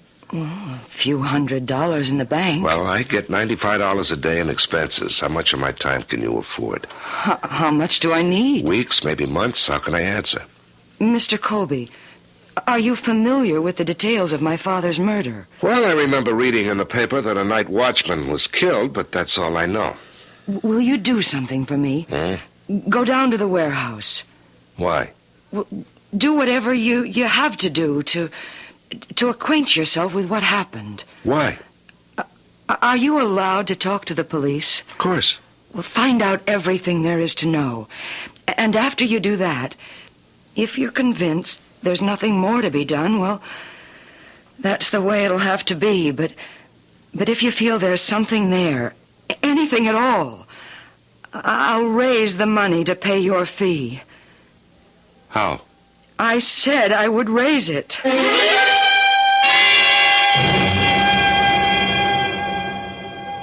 Who? George Colby? Oh, yeah, send him in. Hey, Georgie. Hi, Sarge. How's private practice? Sarge, I didn't know when I was well off getting paid every week. Did you send me that little Louise Ledoux? Yeah, because I know you're an honest guy, and I figured you'd discourage her. You will, won't you? Well, I should. You mean you won't? Well, there's a little angle on this case that bothers me. Yeah? Yeah, I don't believe the old man was shot by hoods who were knocking off the warehouse. Why not? Because of where it happened, Sarge. He was killed in the wrong part of the warehouse. Well, why do you say the wrong part? Is there a right part for a watchman to get killed? Yeah, there is in this one. Where should he have been killed? Way over on the other side, Sarge. Where they got the stuff the crooks are after. TV sets, tape recorders, cameras, hi-fis, liquor, guns, cigarettes. But where's Ledoux killed? In an area where there's nothing but 100-pound bags of cement. Oh, they may have wanted him out of the way. Nah, Sarge, this is a clean, professional job. No crook is going to run the risk of murder if he doesn't have to. They were waiting for him. No sign of a fight. They could have tapped him on the head and put him to sleep, but no. Oh, no. They were out to kill him. Why would anyone want to kill a night watchman? Well, maybe he was more than a night watchman. We checked the daughter. She said he had absolutely no enemies. That she knows of.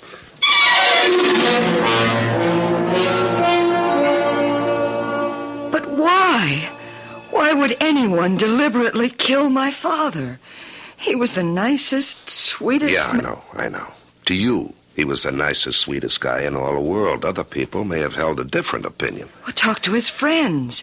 Talk to anyone who knew him. Tell me, had he seemed worried or unhappy? Well, not at all. Actually, it was the other way round. He was quite happy. As a matter of fact, now that you mention it, unusually happy. He kept saying to me, "My dear daughter, there is a law of retribution. Many a villain has been hoist on his own petard." But your father was an educated man? Yes. He'd been in business, but he lost everything. Oh. The watchman's job was the only thing he could get. But he was glad. He said it gave him time to think. Uh-huh. And you say he was unusually happy just before he died? Yes. And that's what makes it so hard for me to understand why he was deliberately murdered. Oh, I'm not saying he was deliberately murdered, Miss Ledoux. I'm saying I have strong reasons to suspect it. Well, what do you suggest is the next move? Well, you asked me to look into your father's murder, and I did. I don't think it's what it appears to be on the surface. On the other hand, you're not a wealthy girl. Your money could be down the drain. Well, suppose I could raise $10,000. Well, I still couldn't guarantee results. I couldn't pay immediately. I would have to wait for my father's estate to be settled. His estate? I thought he didn't have any money. Well, this is a piece of property. The only thing he left. I've already received an offer for it. Uh-huh. Well, I might go through every nickel and we'd be no wiser than we are now. I could be wrong. Mr. Colby, I'm sure you're an extremely ethical person, but isn't it possible for you to talk positively? Miss Ledoux, I don't talk positively and I don't talk negatively. I try to talk truthfully.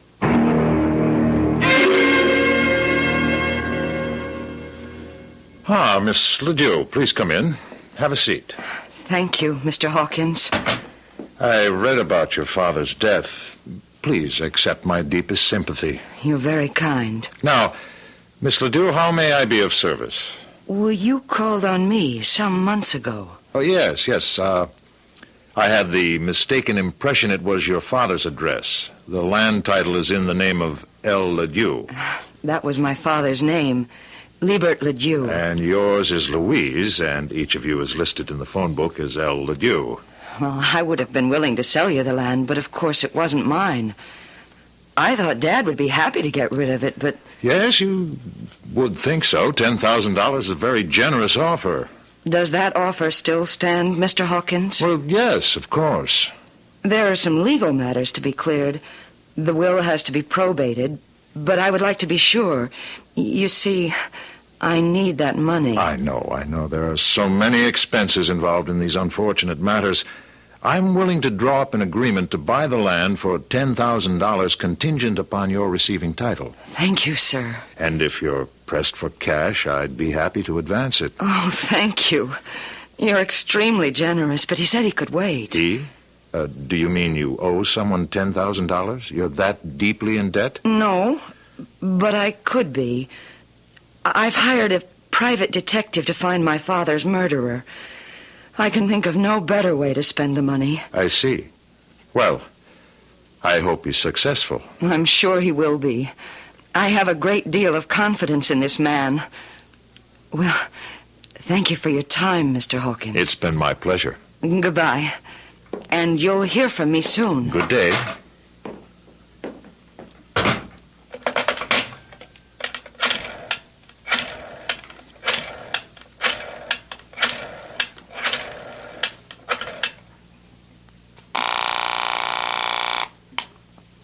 Hello? Richie, Yeah, it's Richie. you promised me a clean job on Bert Ledoux. And I give you one. No, you didn't. You must have left a few spots somewhere. You may have to clean it up again.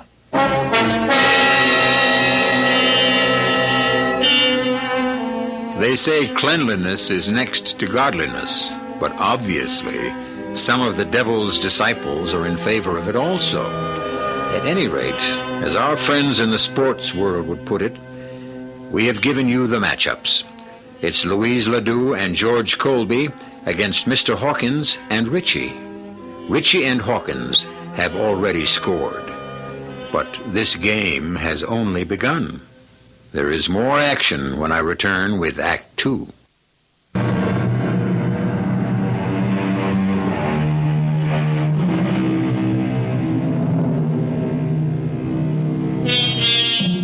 Why would anyone want to kill a night watchman? The obvious answer, to rob the building the man has been hired to watch. All too often, the usual answer is usually the correct answer. But Libert Ledoux, evidently, was not your usual night watchman. For one thing, he has a most unusual daughter. She is willing to spend her entire inheritance, if that's what it takes, to find her father's killer. But why do you have to look through all these papers? Miss Ledoux, if the police theory is correct and your father was killed by hoodlums who were out to rob the warehouse, then I have no business in this case. But if there was another motive, I have to look for it somewhere. Do you realize how much there is to go through? Why, there are cartons of old letters and documents and receipts and even poetry and short stories. He used to write those in his spare time. Is this all there is? Oh? Do you realize it can take you a week to look through everything in this room? Probably. A week at $95 a day? Is this all there is? Yes. Is this all you're going to do? Just look through this junk? Well, where else can I look? I have to work with what I've got. But what are you looking for? I really don't know. Well, then how can look, Miss Ledoux, this is not an exact science, and if you think I'm wasting your money... I didn't say that. In addition, I want a list of all his friends. But he had hundreds of friends. Oh, nobody has hundreds of friends. Well, he knew a lot of people. Oh, we'll begin with those who are closest. Who's his best friend? Well, I guess you'd have to say it was Sid. Sidney Grossman. Grossman. Where can I find him? You can't. Sid's dead. Well, then why did you mention his name? He was only killed 3 weeks ago. Killed? Why? How? Does it matter? All right, tell me about Sid Grossman. He and Dad had a club. They called it the Underachievers Association. Why? Well, because they were both college-educated men, and neither of them ever lived up to his potential. Mr. Grossman had a civil engineering degree. He was a geologist, but he could never hold a job. Why not? He thought the object of life was to have fun. So did my dad. Work interfered with pleasure. Pleasure was the opera, ball games, fishing. So both of them took jobs which made no demands on them and left them free. I see. And Mr. Grossman was killed, huh? How did it happen? Well, I suppose he was mugged. It was very late at night, but they caught the mugger. Oh, they did, huh? Maybe that's why Dad was talking about retribution. Now look, Sarge, two friends. Each dies violently within a 3-week period. Coincidence? We got the one who killed Grossman. Just a punk. He's got a record for assault and robbery. There is such a thing as coincidence. Yeah, I know. How do you know you got the right guy? He took Grossman's watch, ring, and wallet. He brought him to a small-timer named Legs Barry. Legs tries to be a fence. But Legs needed a little favor from us, and you know how these things go. Yeah, I know. I also know these punks would frame their own mothers if they had to. Except Legs had the merchandise for us. Grossman's watch, wallet, and ring. He says he bought him from this hood, this Pete Lucas. Do you think Legs is telling the truth? Well, why would he lie?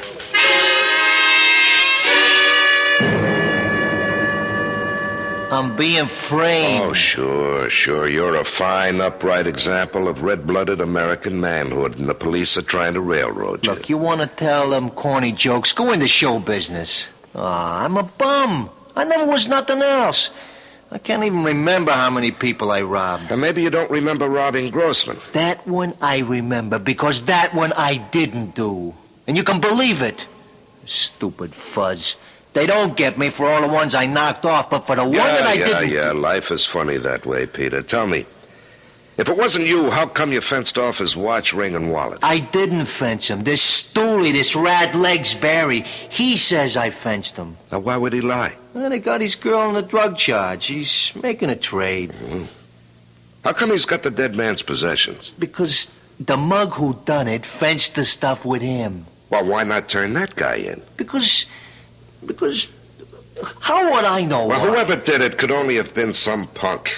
Now, why would Legs risk a perjury rap? Don't ask me what's going on. I don't solve crimes. I only commit them. All right. Don't be flip with me, Pete. If you didn't do it, why's the finger on you? Look, I never killed nobody in all my life. Pete, you're not answering me. I want to know if you were fingered, why? Why? Okay, maybe the guy wasn't mugged. Maybe it was something else. Like what? Maybe they wanted to look like he was mugged, so that's where I come in. If you want to have everybody think it was robbery, then I'm the one who can make everybody happy. After all, don't I have the rep? Huh? Well, the jury takes one look at me and I'm up the river. You talk about they. Who are they? I don't know. Huh? Ever hear of a man named Bert Ledoux? No.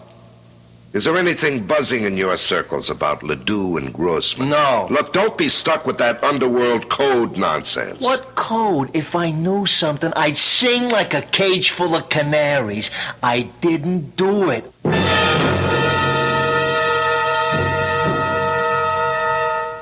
The last words I said to Sid, the last words I said to him in this world, you're crazy. Those 2 words, you're crazy. Yeah, well, I'm sorry, Mrs. Grossman. But it's true, he was crazy. Only a crazy person would go out 2 o'clock in the morning, and he had just come back. You're back from where, Mrs. Grossman? Do I know? Did I ever know? Him and that crazy Bert Ledoux. They were a pair. Yeah, where had he come back from, Mrs. Grossman? Only the week before. They came to me. These 2 heroes, they came to me and said they needed $250 for Sid to take a trip out west. Where out west? I don't know. Arizona, Nevada, Colorado, wherever the west is. Why? They said that for my sake they were willing to become rich, and Sid had to investigate something. Oh, what? I don't know. One morning he leaves. One midnight he comes back. He says, Ida, we are rich. Well, why? How? Tell me, I said to him. And he says, you must not be bothered with details. Your only job will be to spend the money. With that, he puts on his coat. Where are you going, I ask. I got something to tell Bert. Now? Right now, he says. It cannot wait. You're crazy, I says to him. You're crazy, but he was out the door. Well, what was it he had to tell Bert? I don't know. All I know is the last words I said to him. I said you're crazy. Did he bring anything home with him from the trip? He brought me a box of candy and a flower. He always did that. But this time he was a little bit crazier than usual. In his suitcase, he had some rocks. What kind of rocks? Rocks. Some of them are just as big as an indoor baseball. Just plain, everyday, common, ordinary rocks. Could I see one? Sure. They're on the table. I keep them there next to his picture. Don't ask me why. Could I borrow one of these? Why? What could it mean to you? It's just a rock. Well, Doc, what's the verdict? Well, if this rock belongs to you, and you've got a lot more like it, you are now eligible for membership in the Millionaires Club. Is that so? If it's yours, you are fabulously wealthy. Wouldn't you know it, Doc? It isn't mine. Well, when you brought it down here to the office yesterday, I could tell just by looking that there was a vein of pitchblende running through it, this grayish-black area. Pitchblende? It's the most important source of uranium. Uranium? We've never encountered a higher grade of ore. And it's valuable? If there's enough of it, and from this sample there has to be. It's about as good financially as striking oil, and in this case, perhaps better. Better? Where you have this kind of quality, you're also not too far from other minerals, gold, silver, copper. I don't know where you found this, Georgie, but I wish I owned a piece of it. Yeah, so do I, Doc. Well, thanks. Send me the bill. Huh? Oh, if you're headed downtown, I'd appreciate a lift. I'm about ready to close, and I don't have my car. Sure.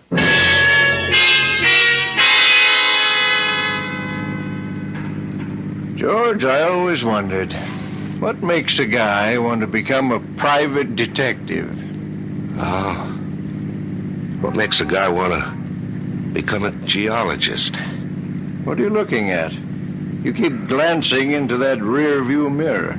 Yeah, somebody's coming up behind us. Well? I'm not sure, but I think I noticed that car before. He was parked just down the street from your office, Doc, and he's been following us ever since we left. Aren't you going a little too fast? This is a pretty steep hill. There's something about that car. Oh, that idiot, he wants to pass us. Look out! What's that nut trying to do? He's going to run us off the road. Hold on, Doc.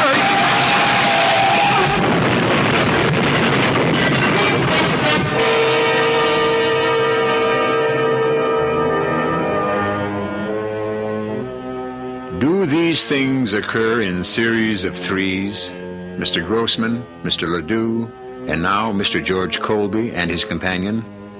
First, it's something designed to appear as a mugging. Then, an incident to be considered a holdup. And now, an automobile accident. These things do happen. But we know better. I shall return in just a few moments with Act 3.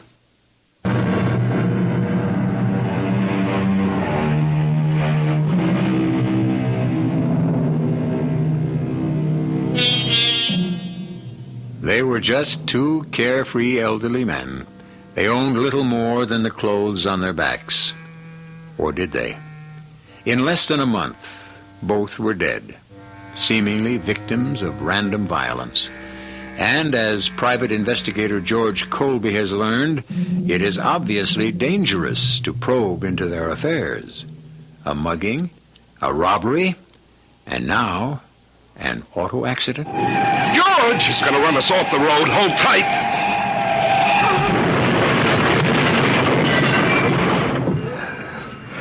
Doctor? Yes, I think I'm okay. All right, take a breath. Try to move your arms and legs. Anything hurt? I think I'm okay. You're bleeding. Oh, I don't think it's bad. Can you move? Yeah. Okay, out of the car, quickly. What? Why? Because we have to burn it.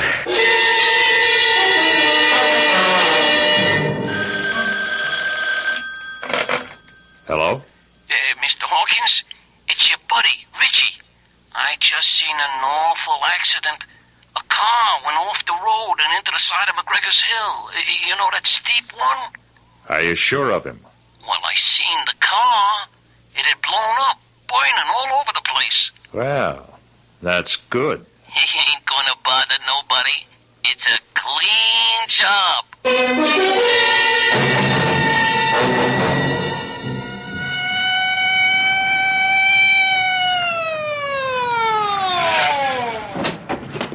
George, what's all this? Hello, Sarge.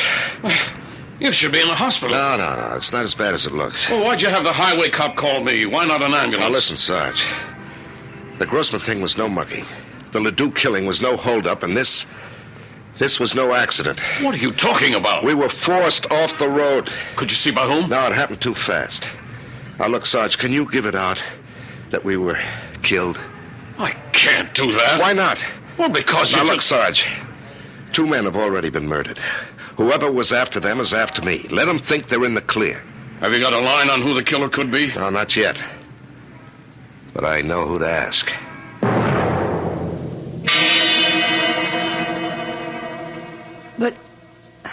But you're supposed to be dead. Well, you can see for yourself. It was on the news. Private investigator killed in accident, along with noted geologist. Uh-huh. And what did you think when you heard that news, Louise? What did I think? Mm-hmm.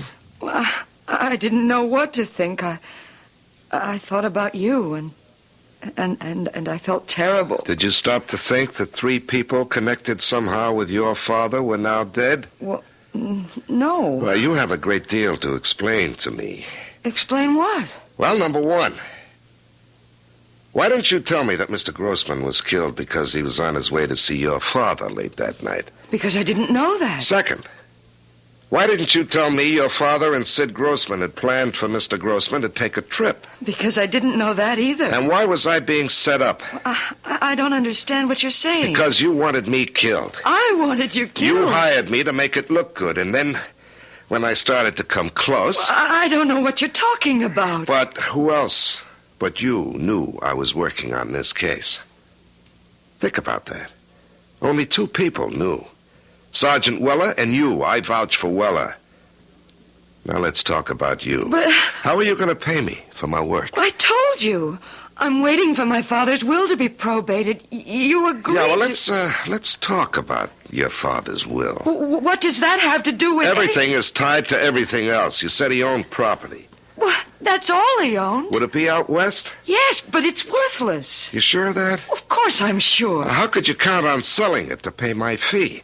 And where did you get the figure of $10,000? Because that's what I was offered for it. By whom? But somebody. You never smell a rat, do you?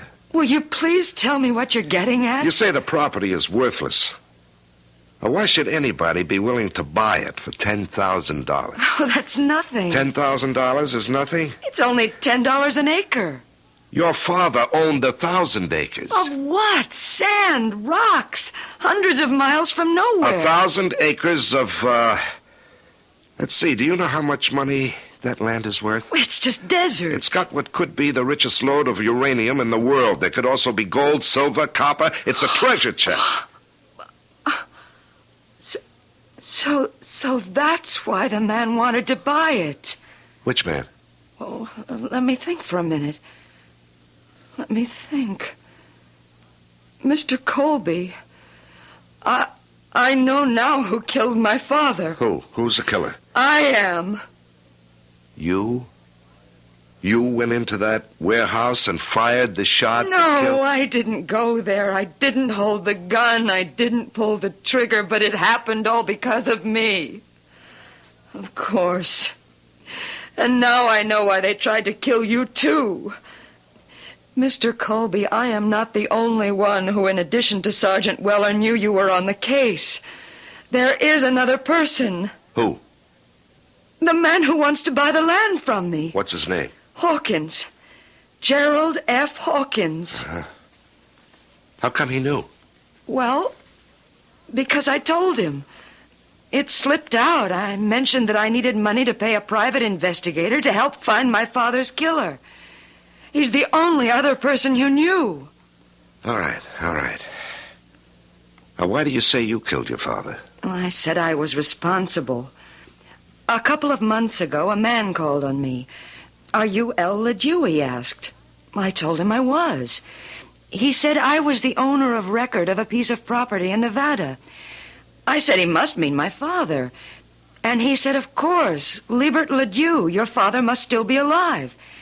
He said I sold him the property 30 years ago, and now I want to buy it back. Did he say why?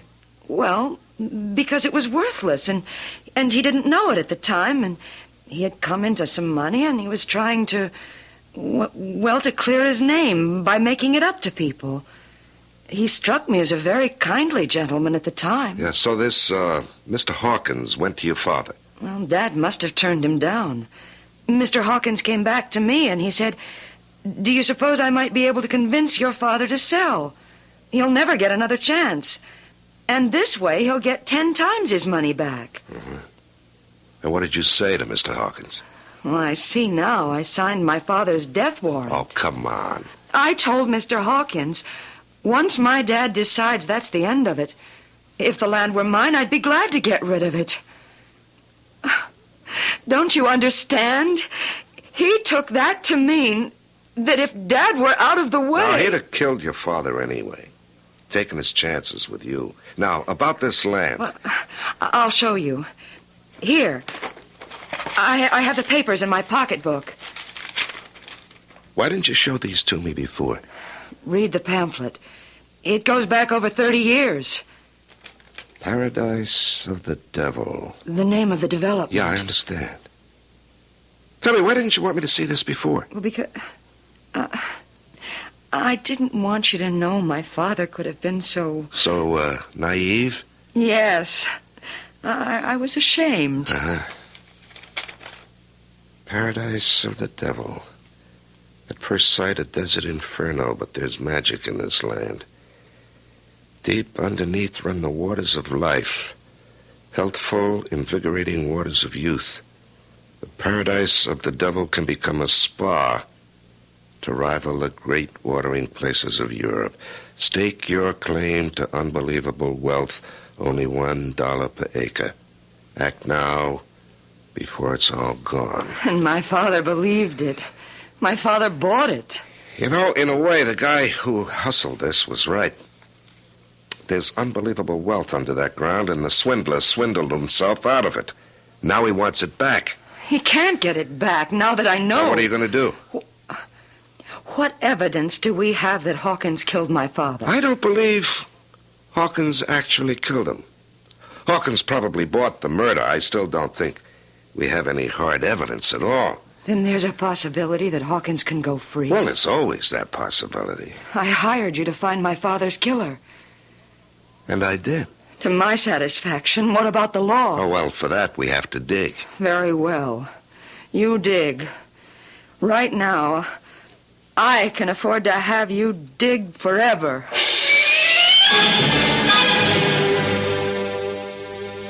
What do you want now, Snoop? Some more information, Pete. You know, you could spend the rest of your life in jail. Unless... Yeah? Unless you help me get you out of here. Why should you care about me? Oh, I don't, Pete. And the world would be much better off if you remained in the clink, but you're part of something else. Now, do you know a guy named Hawkins? No. Well, have you ever heard of a guy named Hawkins? That's different. Yeah. Yeah, I heard of a guy named Hawkins. In what connection? He would need a strong arm from time to time. He ever hire you? Me? Nah. Why not? I'm too nice for him. He uses Attila the Hun. Attila the Hun? His real name is Richie. Where can I find Richie? I don't know. Try a couple of joints along the strip.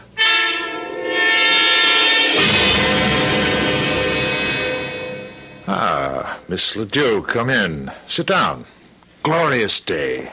Must be a sign that... God's in his heaven and all's well with the world. Yes, quite. Now, as I promised you, I had this agreement drawn up, and if you sign it, you will receive the $10,000 for the property as soon as your father's will has been probated. Read it over. You'll see it's in order. Yes, I'm sure it is. I would like a few minor changes. Well, certainly. First, Well, are there many? I may need a fresh sheet of paper. that would be wise. Yeah, go right ahead. I, Gerald F. Hawkins, admit complicity in the murder of Liebert Ledoux and Sidney Grossman. Miss Ledoux, what are you saying? I think you heard me. This was so I could swindle Mr. Ledoux's daughter out of some uranium-rich property. I really don't understand. I hope you see this gun I'm holding in my hand. Now, Miss Ledoux, don't be foolish. You can't prove anything. Right as I tell you, or I'll kill you. You'll go to prison. I'll have avenged my father's death. Don't turn around, sister. Drop the rod. Richie. Yeah, Richie. I come by for my pay, and I hear this little show going on. Come on, sister, drop it. That's nice. We have to get rid of her. She knows. Yeah, we'll get rid of her. I'll make it clean. First, we get rid of you, pal. What? I just found out what's going on. All the uranium in the world. I understand it's like gold, oil, you know. Now it's mine. Yours? Why not? Do I have to be a bum all my life? I knock you off with her pistol. She did it because you're responsible for her old man's death. No, Richie. You are, ain't you? You hired me. I took care of both of them for you. Ledoux and Grossman. That's true, ain't it? Yes, but I paid you. I'll pay you more. Now I knock you off. Then I make her sign a bill of sale turning the land over to me. I'll never Don't say that, sister. Once I start to convince you, you'll beg me to let you sign. Then, filled with remorse, as it says in the books, you turn the gun on yourself. Richie, you're crazy. Sure he's crazy. Hey, You're dead. Well, I told you he was crazy. You can see I'm alive. George, Mr. Colby. Everybody stand still, especially you, Richie. You guys got it all down on the tape recorder, Sarge? Yeah, we got it. But I don't understand how... It's all a mistake. It's a frame-up. Maybe it is, maybe it ain't. Let's wait for the jury to decide that. Sergeant, why don't you take him in? You bet. Let's get moving. All right, boys, come on. Nice and slow. Oh, I did something stupid. I know it. What would you have done if I wasn't able to get a line on Richie? You know, you'd have been dead. But you did get a line on him. And I'm alive. You just don't think. I never did. And I won't start now. Besides, I don't have to think. Why should I? Why should you? Why should I when you can do all my thinking for me?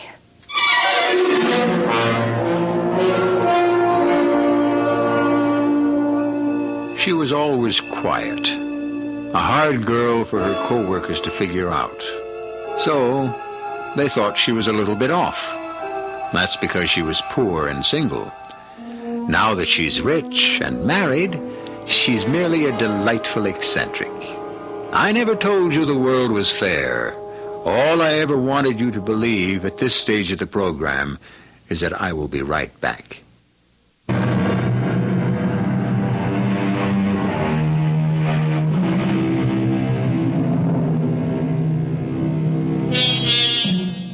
It's true.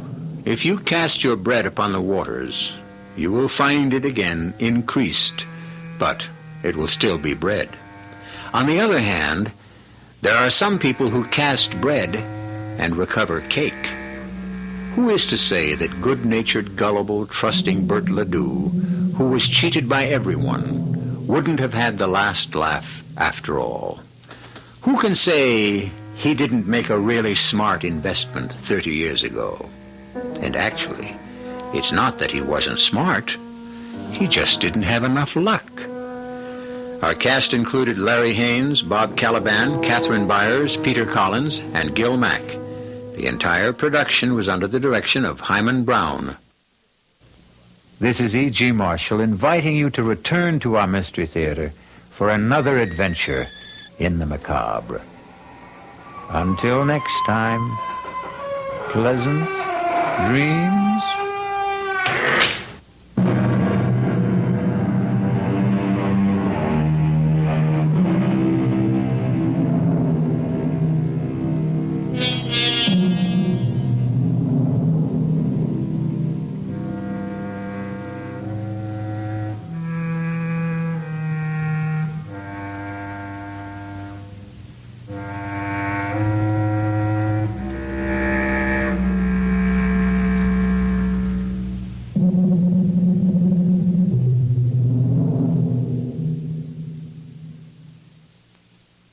And now, Mystery Theater.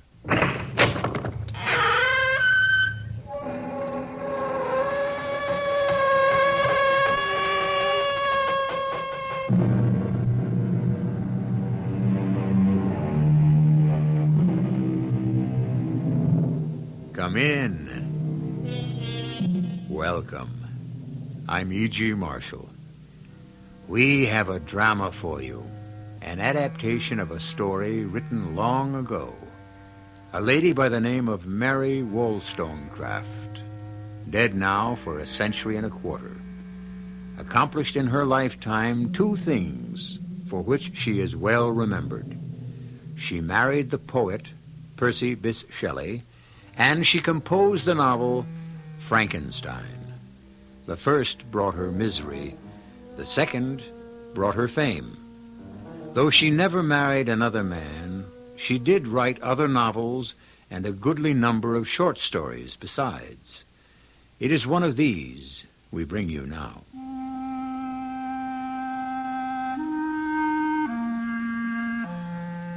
Why tell a tale of impious tempting of providence and soul-subduing humiliation? Why? Answer me, you who are wise in the secrets of human nature. I only know that it is so. And in spite of strong resolve, of a pride that too much masters me, of shame and even of fear, I must speak.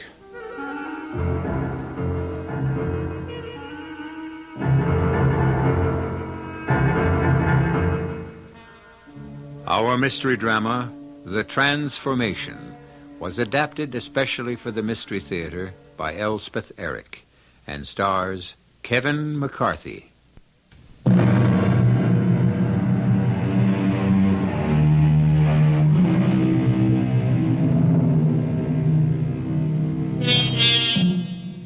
The background for our tale of horror is the proud and beautiful city of Genoa, which looks down upon the blue Mediterranean Sea where the northern coast of Italy curves toward France. It was in Genoa that our hero was born, and on the shore of that sea that his strange adventure, or should we say misadventure, began.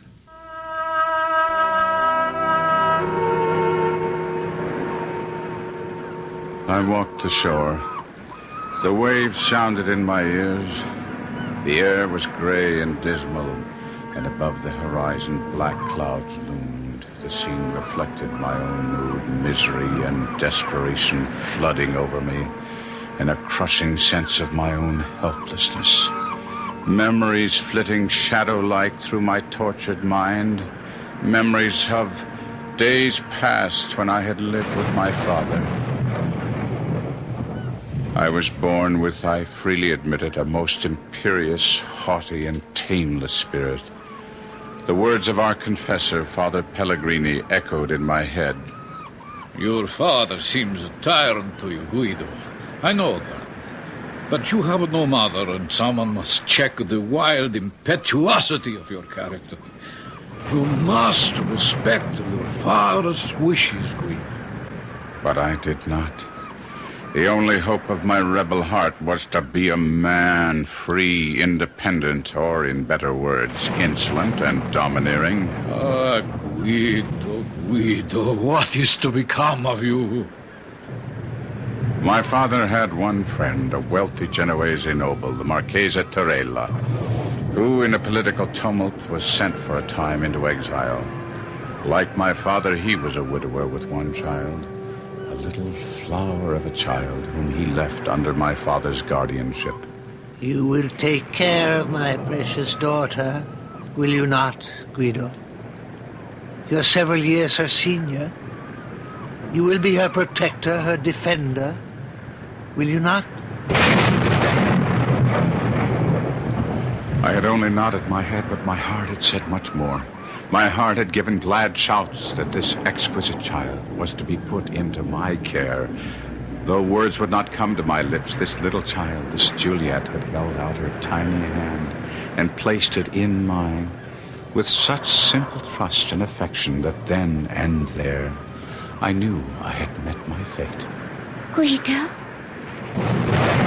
We grew up together, she and I.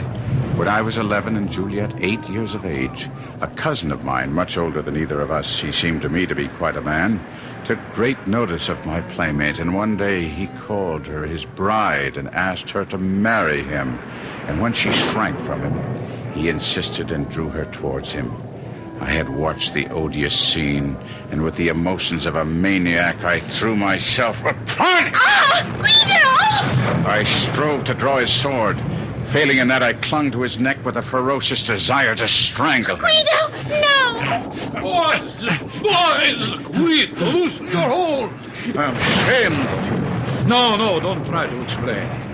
I know the bully was trying to force himself on our little Juliet, and I know you had to come to her aid, but Guido, had you not been too small to draw his sword from his scabbard, who knows what you might have done? Father? Your actions were a great sin. Come with me to the chapel, and we will pray for your impetuous soul. This I did. And that very night I returned to that same chapel, holding little Juliet by the hand, and in that holy place I profaned her child's lips with an oath that she would be mine forever, forever only mine. Well, those days passed away. After a few years, the Marchesa Torella returned from exile and became wealthier and more prosperous than ever. When I was 17 and Juliet a blossoming 14, my father became gravely ill. As he lay dying, Torella, Juliet, and I stood by his bedside. I know what you seek of me, my friend, that I will take your son to my heart and into my home. You have my word on that. But there is more, is there not, my friend? Ah, yes. You wish me to bestow upon your well-loved son the hand of my equally beloved daughter. That is your wish, is it not, my dear friend? And so it was done. The beautiful child I had so loved from childhood was promised to me against the day when I should be so situated as to claim her for my wife. And now on the rocky and rain-swept shore, as I walked bent over against the rising wind, the memory of these early feelings returned to mock me, torture me, drive me to a distraction I thought I could not bear. My dreams had vanished. Hope had abandoned me. I had been willing to die there on the shore, to let the rain and the cold congeal my blood and freeze my marrow and end at last a life which had become unbearable. Then all at once, a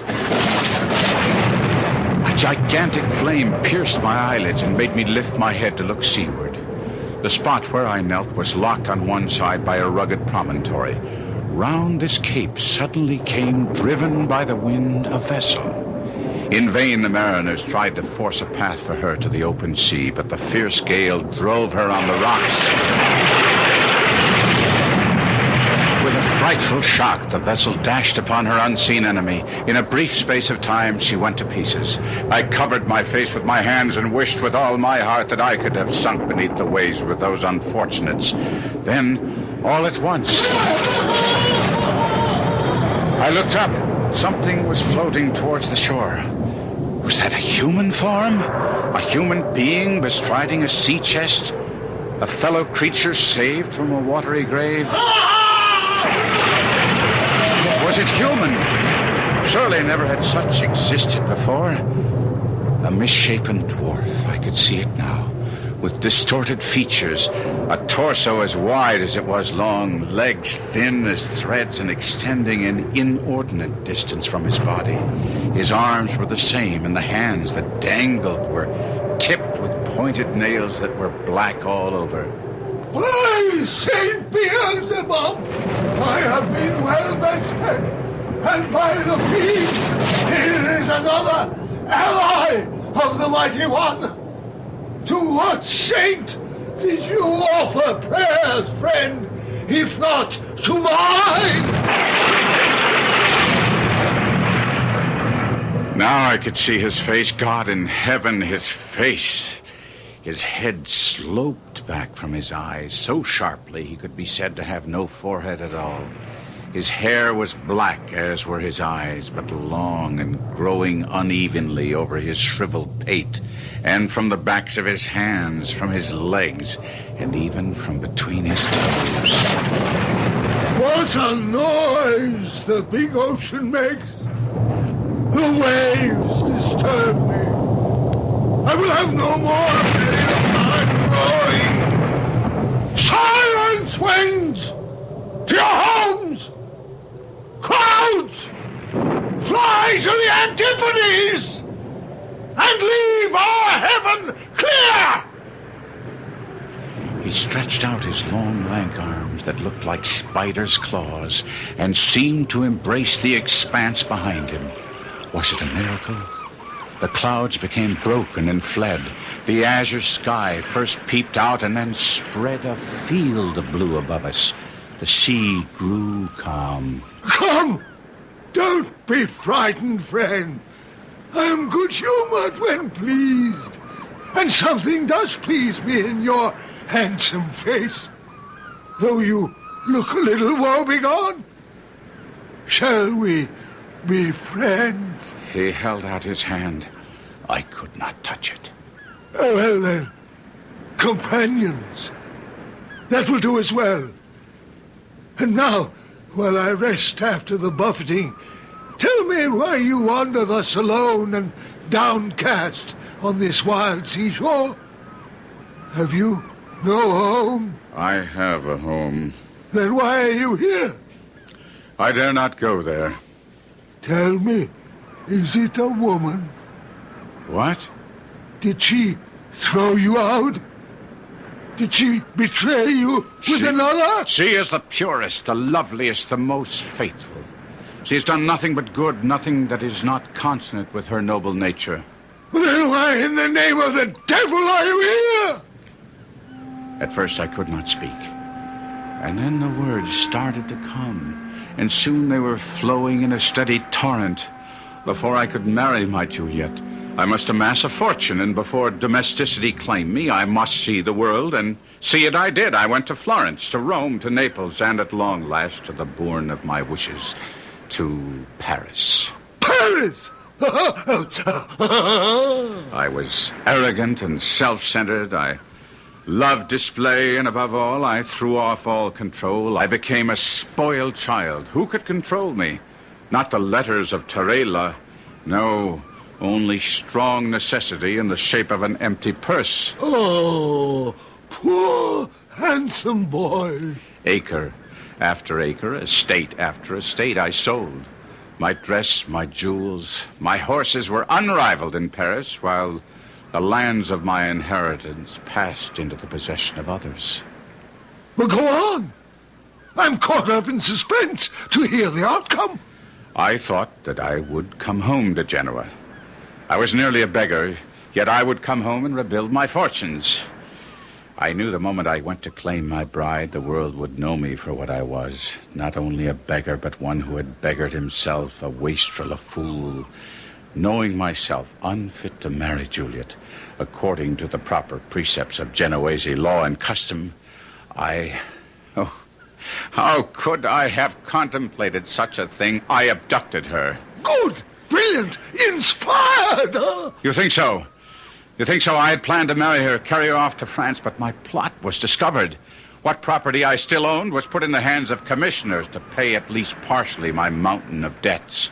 Alone, friendless, I came to this shore, and so you see me now. How can you laugh so? How can you humiliate me even further? Do you mean to starve on these rocks and let the birds peck out thy dead eyes, huh? While your betrothed is possessed by another? What would you have me do? Revenge thyself, man. Humble thy enemies. Set thy foot on the old man's neck. Possess thyself of his daughter. For had I gold, much could I achieve, but poor and powerless. You have noticed the sea chest on which I am seated. It was on that chest that you floated to shore. I shall now dismount. See? A common sea chest, would you say? I have seen many such. But when I press here, when a spring lurks beneath, see what happens. It flies open. Come, closer. Behold. I approached the chest. And, Holy Mother, what a sight met my eyes. Blazing jewels, ruby, diamond, sapphire, emerald, beaming gold, pale silver. I trembled head to foot. A wild passion swept over me to possess this treasure which gleamed and glittered within the chest. I looked helplessly at the hairy monster who stood watching me through half-closed eyes. His look, his very attitude told me that he had read my deepest thoughts.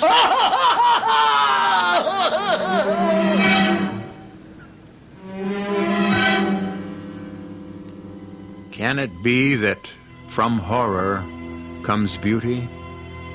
Can hope be born of despair? Even as the winds die down, the thunder ceases, the waves subside, and the wind quietens, there comes the suggestion, only the suggestion, mind you, of the sun's revival, the heralding of a clearer day and a fairer sky. We will be back shortly with Act Two.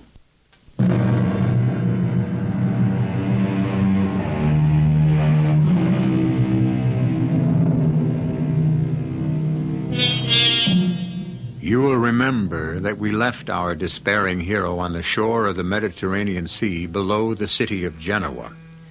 He had poured out the story of his wasted life, his extravagance, his self-indulgence, his profligacy, into the ear of a misshapen monster who had survived a shipwreck by floating to land on a small sea chest.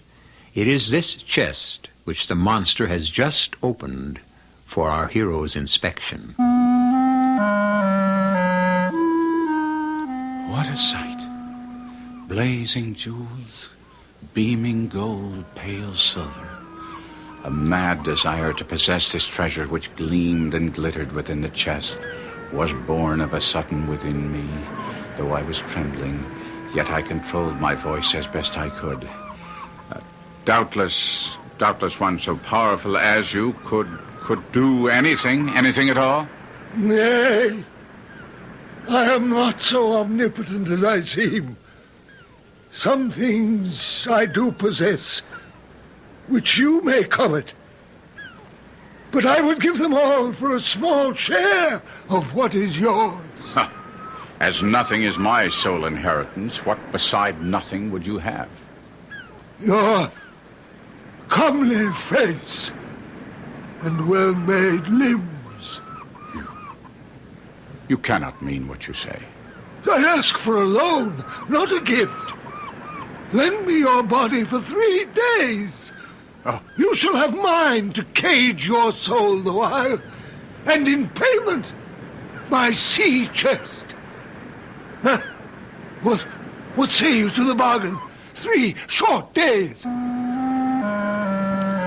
It may seem to you, listener, incredible that I should lend my ear to this proposition, but in spite of his unnatural ugliness, there was something fascinating in a being whose voice could govern earth, air, and sea, and I did feel the keenest desire to comply. For with that chest I could command the world. You must realize that if you were to be faithless to our bargain, I would soon die upon these lonely sands. I shall leave you food for survival. But even should I survive, the limbs and body which are still mine would be yours forever. 3 days only. Look here.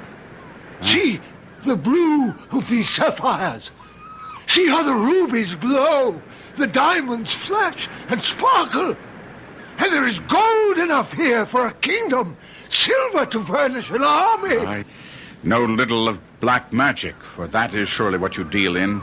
But I have heard that there must be a spell, and you must know it, whereby you, should you play me false, would be obliged to render up what you so unlawfully gained. I mean, my face and form. There is such a spell. And what is that? Your blood and my blood must mingle. Here is a dagger.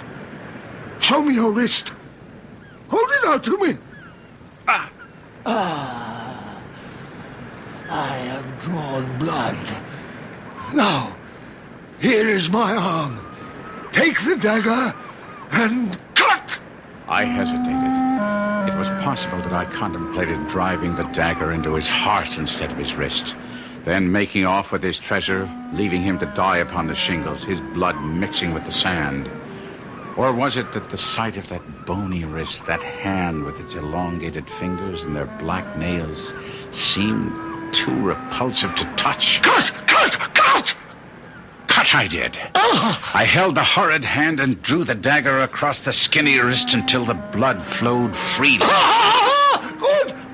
Good. Now our wrists must lock together. Let our bloods become one. And so we did. In horrid fascination, I watched his blood and mine mix and mingle, yet not quite did they become one. For while the blood from my wrist flowed crimson, the blood of the monster flowed black.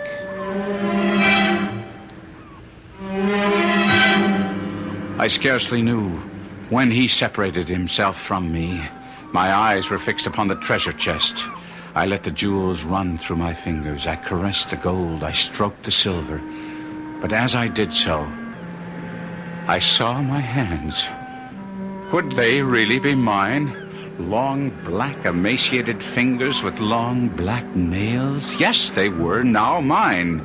But I comforted myself only for 3 days. I thought to retire to a cave nearby and there wait out the little time before the monster's return. I picked up the chest awkwardly. So unused was I to my new arms. I entered the cave, set down the chest full of my fortune, and ruminated on my future conduct.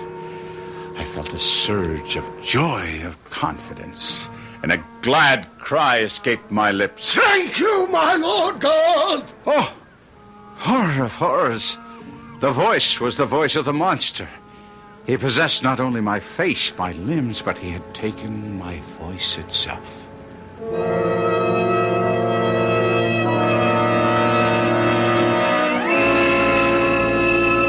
2 suns had set.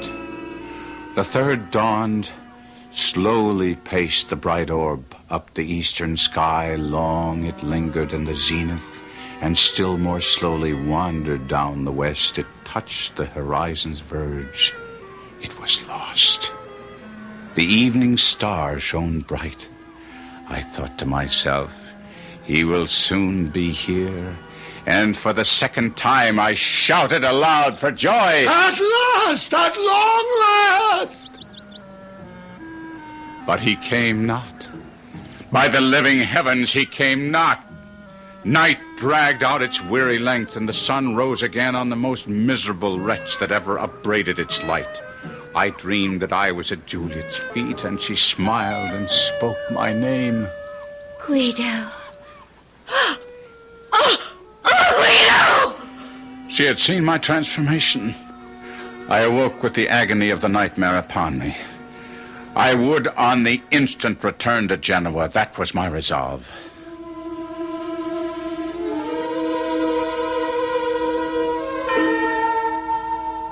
I began to walk towards Genoa. I was somewhat accustomed to my distorted limbs. None were ever so ill-adapted for straightforward movement, and it was with infinite difficulty that I proceeded. I tried to avoid the hamlets, for I was unwilling to make a display of my hideousness, but I was not always successful. Oh, what is that? Sweet Savior, what is crawling up the path? It's a spider! A spider the size of a man! Maria, get in the house. Quickly! Quickly! I had the wild notion that I might beg at her house for food, for I had brought none with me. But I understood immediately that there would be no food here. No help of any kind. Wait, Maria! Hand me my broom! Be quick! It's starting to run! Give me my broom! With my spindly arms wrapped around my tiny head and my long, crooked limbs carrying me away from her as fast as they were able, I escaped the enraged woman. I stumbled up the cliffs, searching for a cave where I could hide my repulsive body, and I lay panting on the rock. Below me, the splashing sea, the quiet sand, and above, the blue sky of heaven. Bruised in body and broken in soul, I slept.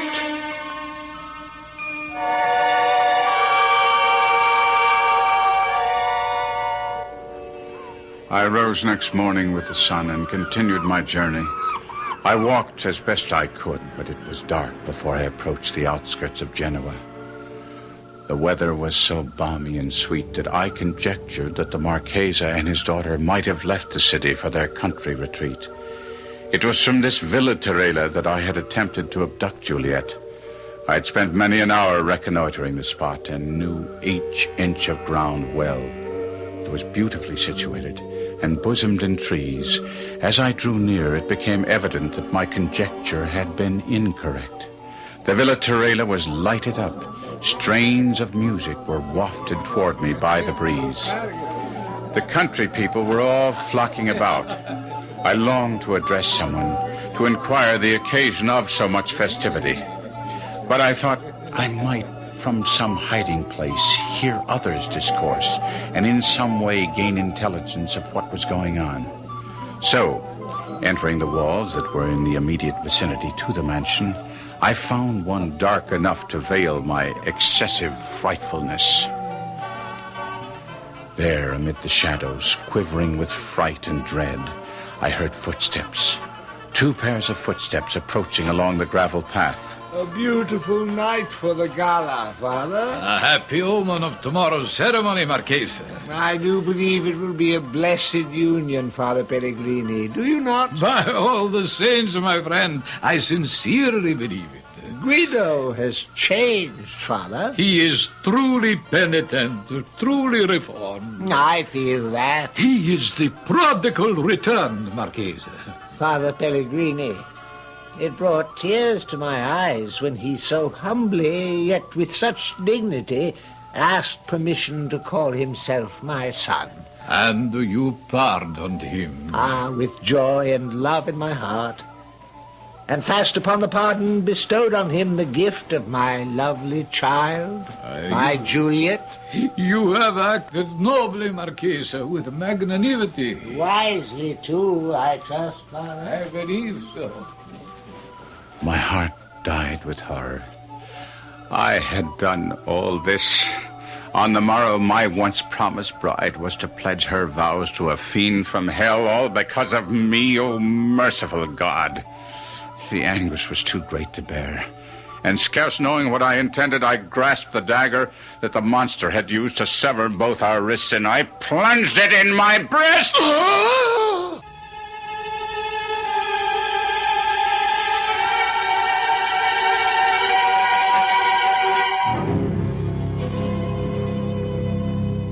Where does the devil live? How does the devil speak?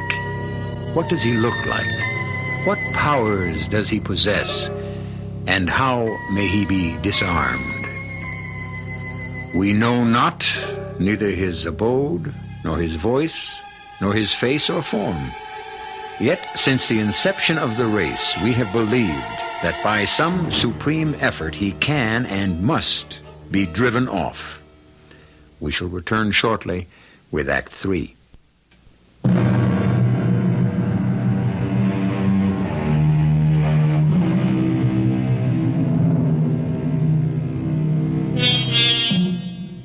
Recall with me now, dear listener, how we left Guido, our gallant cavalier, transformed now into the shape of the most repellent monster, hiding in the shadows of the Villa Torella, where he heard the Marchesa Torella and Father Pellegrini discuss the marriage on the morrow.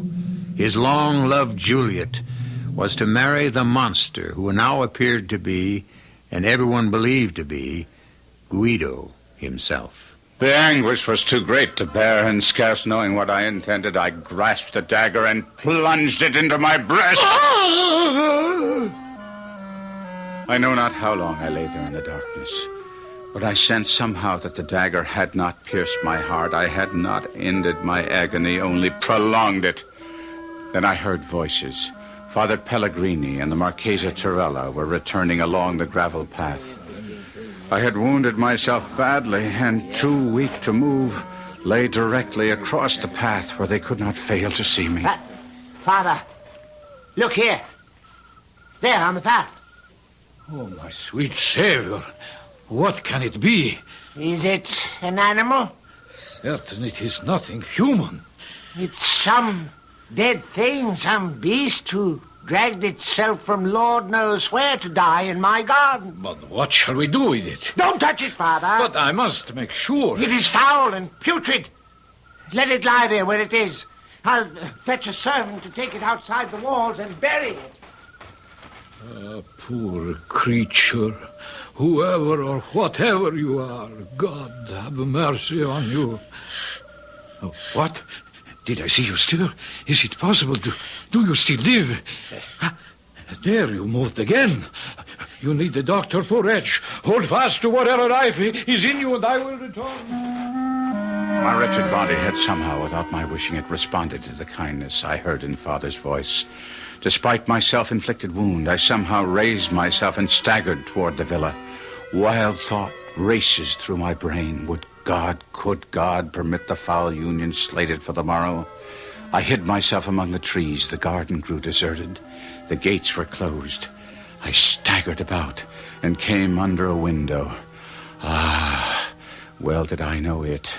A soft twilight glimmered in the room. The curtains were half drawn. It was the temple of innocence and beauty. I saw Juliet enter, approach the window beneath which I lurked. Oh, she clasped her hands. She raised her eyes to heaven. Guido. Mine own Guido. Then, as if overcome by the fullness of her own heart, she sank on her knees. Oh, Guido. My only love. What joy the dear Lord has conferred upon me. Oh, let me live only for my life's love, my Guido. My best beloved. I heard a step, a quick, firm step, and soon I saw a young man richly dressed, young and graceful to look upon. Yes, by heaven, he was handsome. He had the lithe body, the fine features of oh, God in heaven, of myself. I crouched closer. The youth approached. He paused beneath the window. She arose, and again looking out, she saw him. Guido. Oh, my love. The guests have gone. My dearest, you must go too. It is not seemly that we should be together like this until after tomorrow's happy meeting. I will not go. Ah, sweetest, could I press one kiss upon thee, I could repose. And then he approached, and I thought he was about to clamber into her chamber. I had hesitated not to terrify her. But now I was no longer master of myself. I rushed forward and threw myself upon him. I cried, "Oh, loathsome and foul-shaped rat! Guido! Heaven protect us!" The dagger was in my hand. I knew that soon the monster and I would be separated. In the midst of my frenzy, there was much calculation. I must fall upon his sword that he did not survive. I cared not for the death blow he might deal against me. I saw his villainous resolve to do this in the sudden thrust he made at me. I threw myself on his sword, and at the same time plunged my dagger with a true and desperate aim in his side. We fell together, rolling over each other, and a tide of blood that flowed from the gaping wound of each spilled on the grass. And in the moonlight I saw that my wound shed blood that was crimson, while from the gash I had made in his side flowed blood that was black. More I saw not, for I had fainted.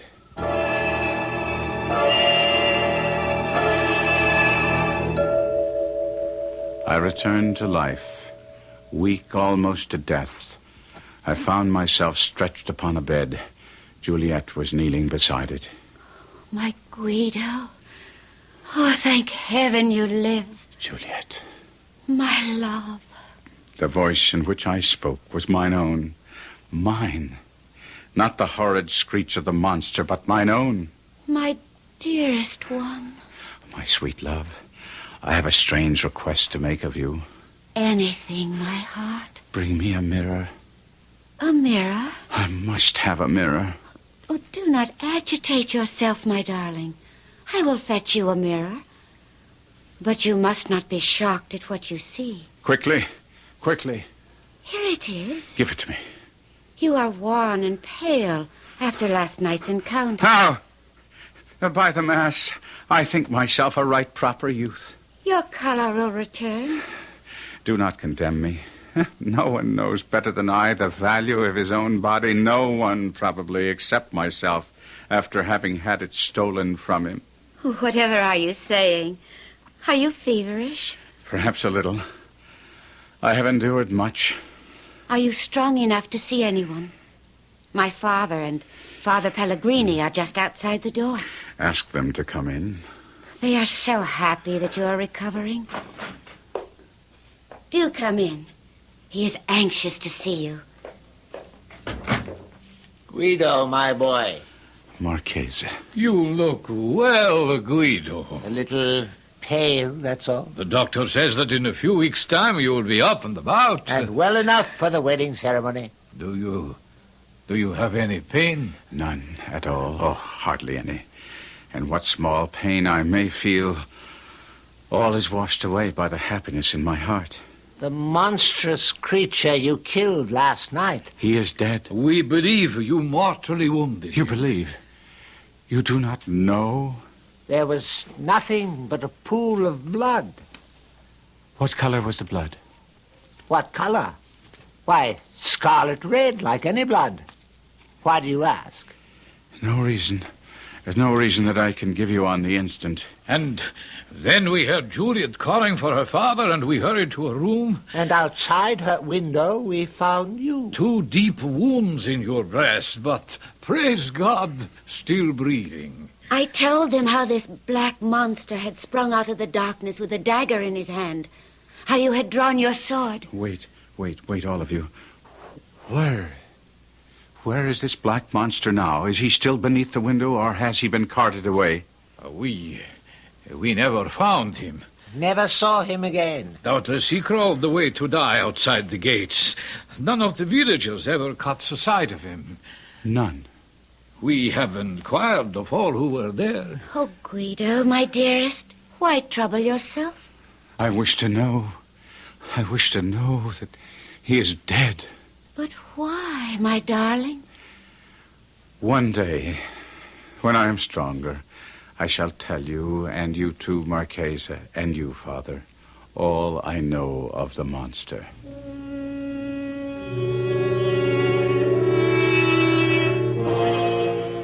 And so I did. Incoherent as it may have sounded, some weeks later, I talked first to Juliet of the monster and his crimes. But you are raving, Guido. You are still suffering from your wounds, your encounter with the beast. You nearly married him. Hush, hush, my darling. Speak no more of that dreadful encounter. It has left you fevered and distressed. But do not fear, my heart. I shall tend you and nurse you back to health. And once we are wed, you will forget the black monster forever.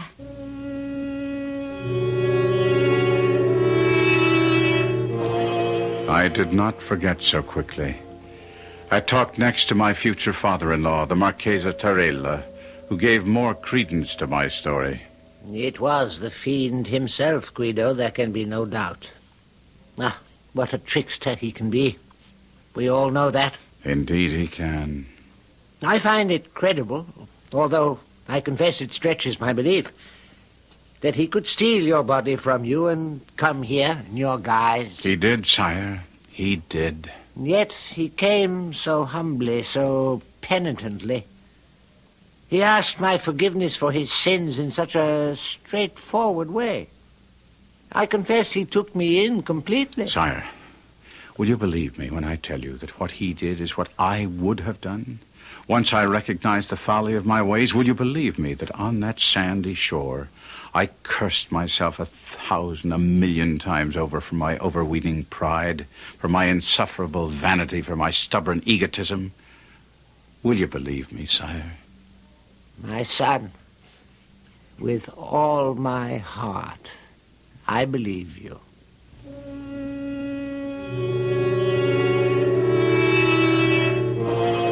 But when I told Father Pellegrini the story entire, his idea differed from either Torella's or Juliet's, and it is his interpretation of the strange events that I most favored, and favor to this very day. I am of the opinion, Guido, that it was not the fiend, nor any demon, who made the fateful bargain with you that day, your body in exchange for his wealth. No, I think it might rather have been a good, not an evil spirit, sent by your guardian angel to show you the folly of your pride. I did not again visit that strip of sand where I met the monster, nor did I seek for the treasure. The work of my bodily cure and my mental reform went on together. I have never, it is true, wholly recovered my strength. My cheek is paler since, my person a little bent. My wounds still trouble me, and Juliet sometimes alludes bitterly to the malice that caused this change. But I kiss her and tell her all is for the best. I am a more faithful husband, and but for those wounds, never would I have called her mine.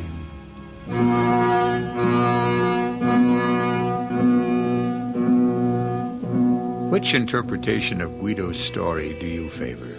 Juliet's, the Marchesa Torella's, or Father Pellegrini's? Was it all the product of a fevered brain, or was the monster in truth a demon from the netherworld bent on destruction? Or was he sent by Guido's guardian angel, a kindly spirit in hideous disguise, to restore to the young man his sanity and good judgment? We leave it to you. I'll be back shortly.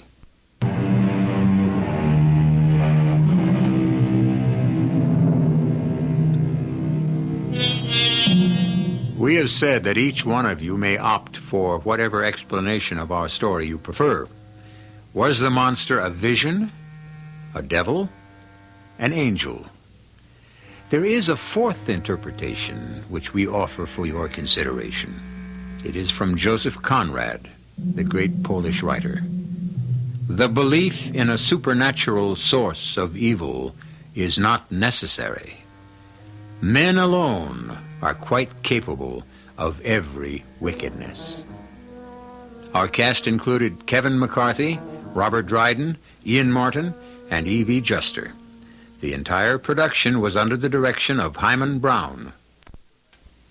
This is E.G. Marshall inviting you to return to our Mystery Theater for another adventure in the macabre. Until next time, pleasant dreams.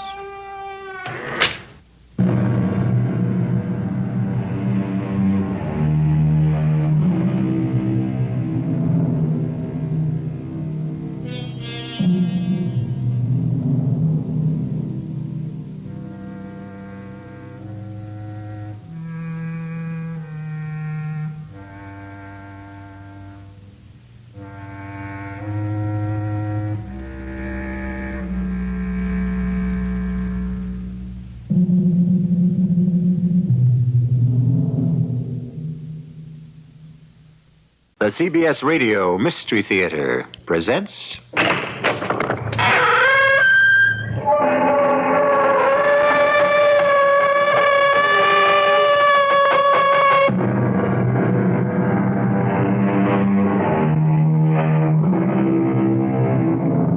Come in. Welcome. I'm E.G. Marshall.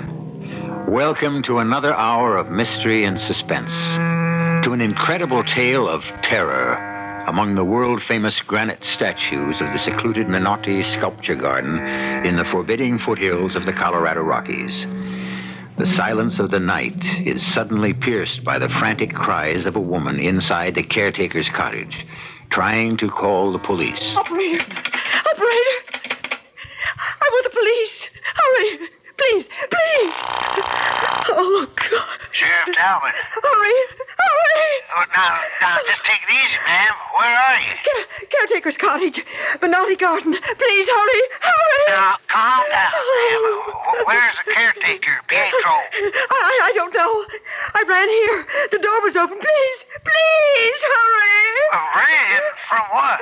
One of the statues. A statue of a man. As I passed it, his hand reached out, touched my back, called my name. What? It touched me. The statue touched me. Hurry, please. Please.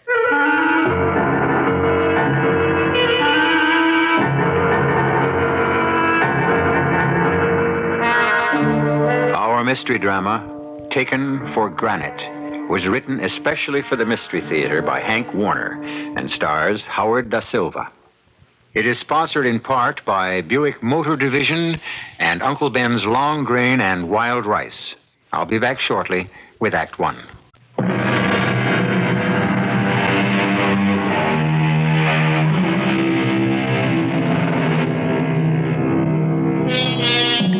Let us join the group of tourists in the charter bus parked in front of the Hotel Barrett in Barrettsville, the Colorado Mountain Resort. They're waiting cheerfully and unaware that the one member of the group who has not yet boarded the bus is doomed, if she shows up in time, to take the last ride of her life. Attention, please. Are we all here? Now, we should be 24, yes? 2, 4, 6, 8, 10, 12, 20, 22, 23. Oh, still one missing. Always one missing. It's always Miss Masterson. Oh, that young lady will be the death of me. It's just not fair to the rest of you. Well, I ought to go see what's keeping her. Oh, here she is coming out of the hotel. Hurry! Hurry! Oh, I'm sorry. I just couldn't get help in. Always excuses. Okay. John, we go now.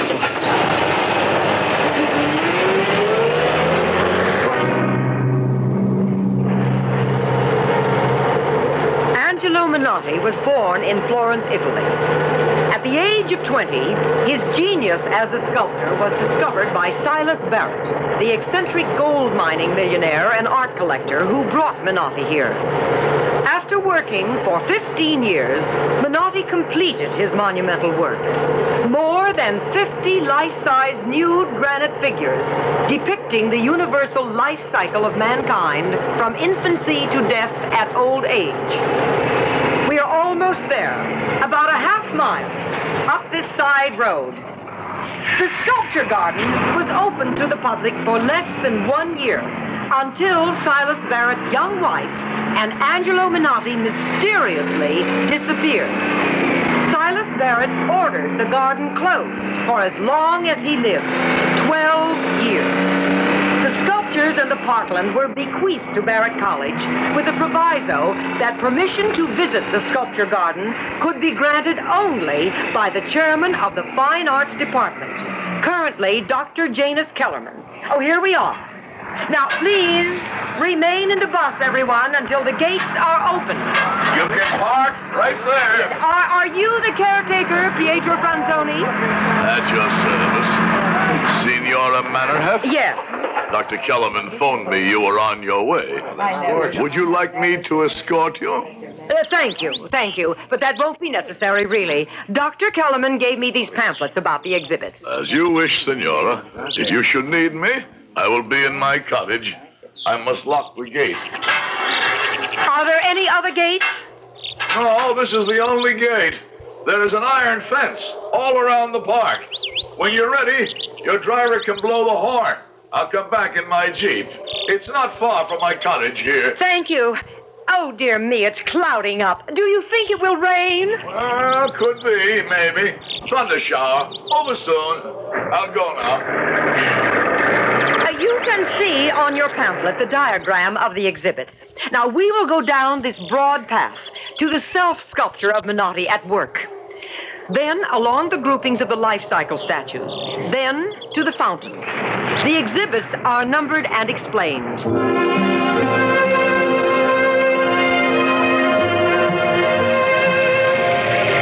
Behind the curtain of water, falling over the brim of the huge saucer-shaped bowl, are 7 male figures straining to support the saucer.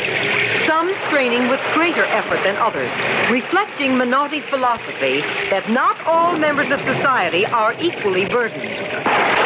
Oh, we'd better hurry back to the bus. Come, hurry, everyone, hurry, for heaven's sake.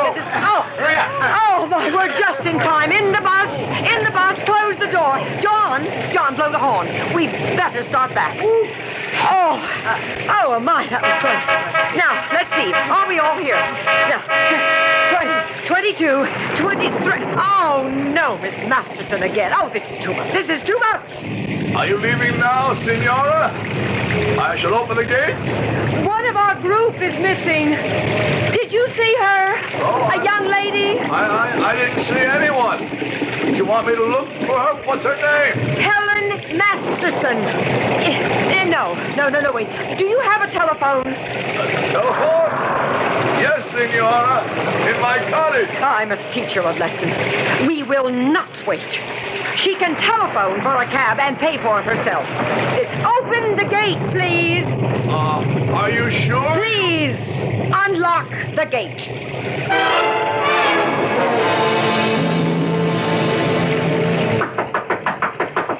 Anyone here? Hello? Come in. You are so wet. Yes. You're shivering. Did you get lost? Yes, I missed the bus. Come close to the fire. I will put more wood on. Oh, you are cold. Would you like some brandy? Here, drink. It will warm you. Thank you. Oh, your clothes, they are very wet. Here, I have a warm robe. You go into the other room and take off your wet clothes. We will hang them by the fire until they dry.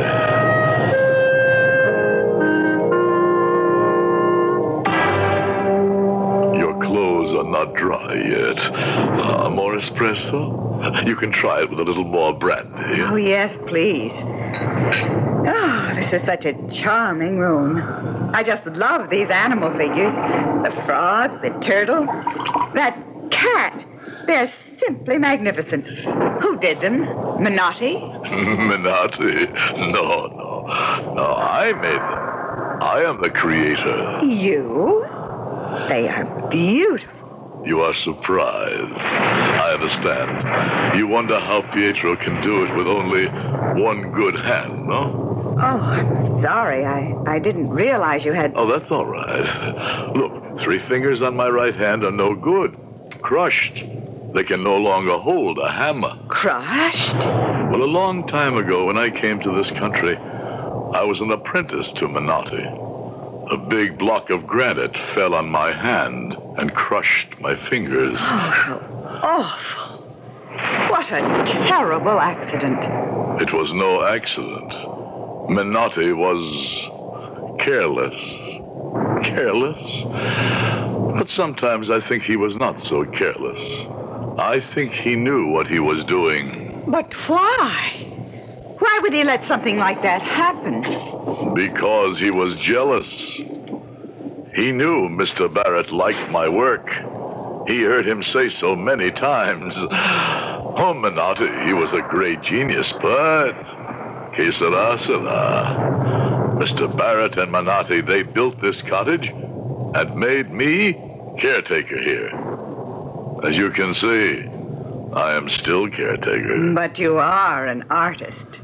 These animal figures, if you don't carve them, how do you make them look like sculptures? I just adore this turtle. You like the turtle? Here, for you. Take it. A present. Oh, thank you. I just love it. You are an art student? You are simpatico. I will show you my secret. Secret? Come, I will show you my workshop. In here. A studio. What are these machines? This one crushes stone, makes granite chips. This is a grinder to grind the chips and make the granite like sand. The turtle, feel how heavy it is. Like stone, but not solid stone. I will show you. I take the granite sand, I mix in very thin lacquer, like this, in a blender. I put the mixture in the paint sprayer, so... Put a real live turtle on a table like this. Now, you watch and you will see. Spray turtle, so... Now it is wet. I sprinkle a little bit of dry powder. It will soon dry and look like before, but a little bit heavier. How ingenious. And the frog, the cat, the dog, the birds, same technique? Mostly the same. I experiment sometimes with taxidermy before I use the spray. Well, this has been a real pleasure, Mr. Franzoni.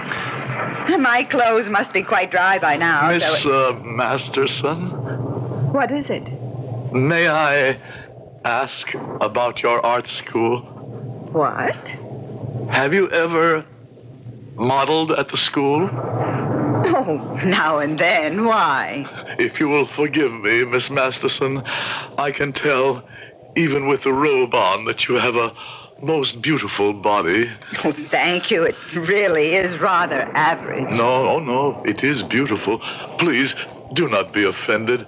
I would like, if you will permit me, to make a plaster cast of you, please, as a remembrance. Oh, that's very sweet, Mr. Franzoni, but I really must be getting back to town. If you call me a cab, we're going to a square dance after dinner. I beg you, please. But why a cast of my body? It will take too long. Why not a death match? I work fast. It will not take long. Then I will drive you back to your hotel. What will you do with the plaster cast? I will reassemble the sections and spray the entire cast with my granite solution. It will be the centerpiece of my first exhibition. Well, if it really won't take too long. Oh, thank you, Miss Masterson. Thank you.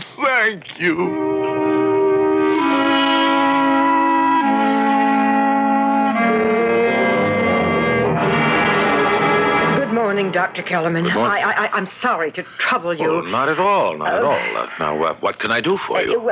Did your group enjoy the visit to the Menotti Garden? Too bad it rained. Would you have some coffee? No, thank you. You seem upset. I'm afraid I am quite upset. Oh, why? One member of our group, Miss Masterson, Helen Masterson, she's missing. What? She didn't come back on the bus with us. Miss Mannerhoff, are you telling me you left her there? Actually, left her there? I'm afraid so. I'm afraid something terrible may have happened.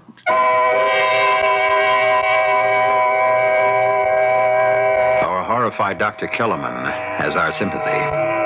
We can understand his agitation. All he probably can imagine is that another mysterious disappearance inside the sculpture garden will revive the notoriety and scandal of the still unsolved mystery of Mrs. Barrett and Angela Menotti. As for Miss Masterson, it does seem that for the role of a devotee of art for art's sake, she is well cast. I'll be back shortly with Act 2.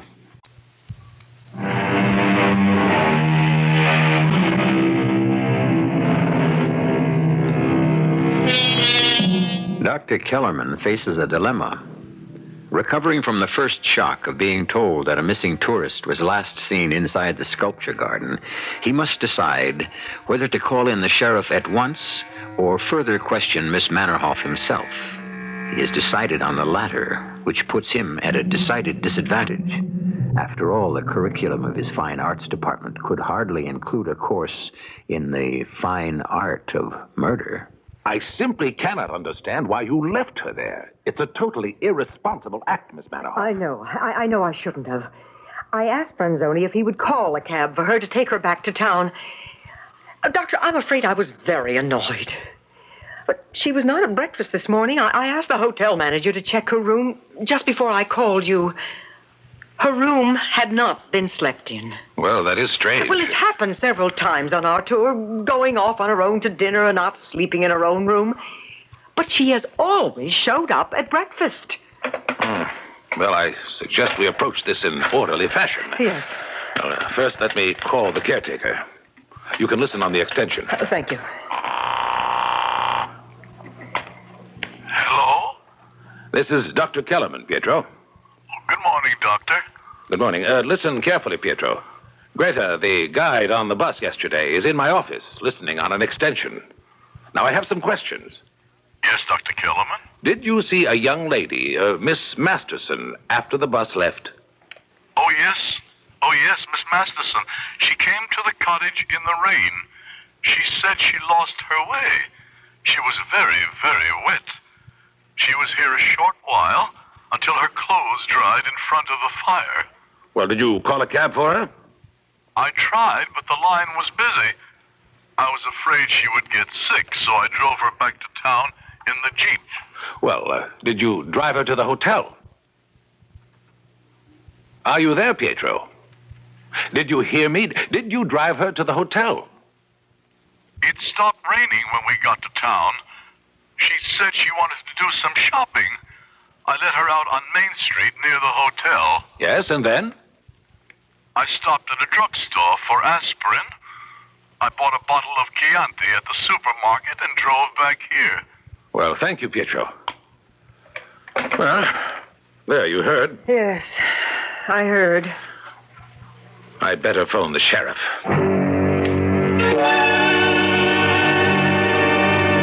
Did you hear, Miss Masterson?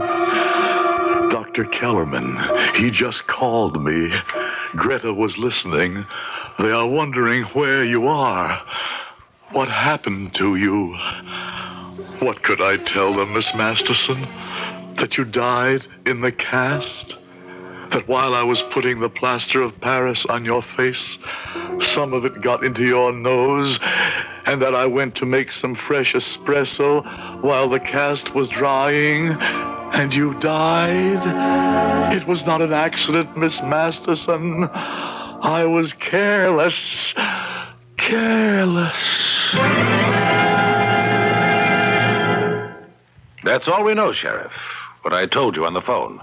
Unless Miss Mannerhoff... No, I can't think of anything else, Sheriff.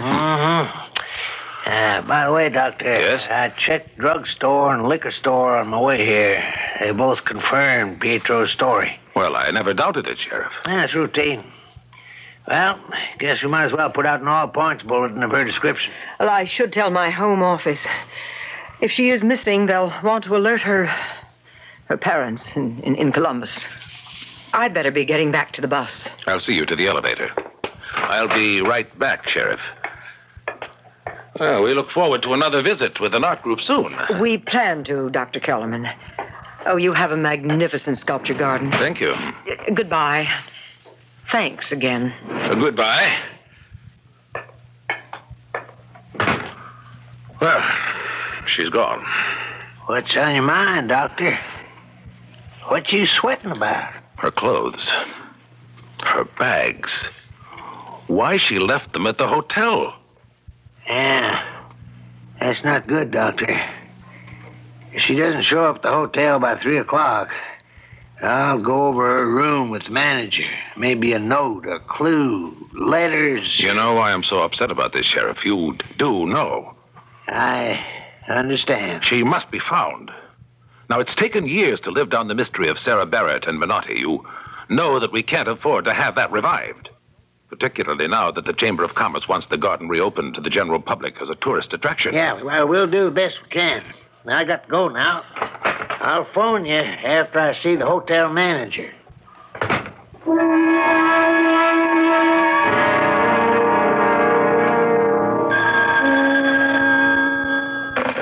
Kellerman speaking. Sheriff Talbot, Doc. Just gone over Miss Masterson's room. Not a thing. No note, no letters, clothes and bags still here. Looks bad, Doc. I was afraid of that. I'll phone Manorhoff tonight at the Broadmoor. According to her schedule, the group will be leaving there in the morning. Yes. She'd better be told. Thank you, Ben.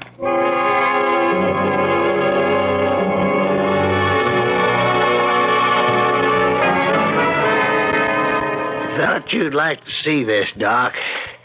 It's a newspaper clipping I got in the mail this morning from the police chief in Columbus, Ohio.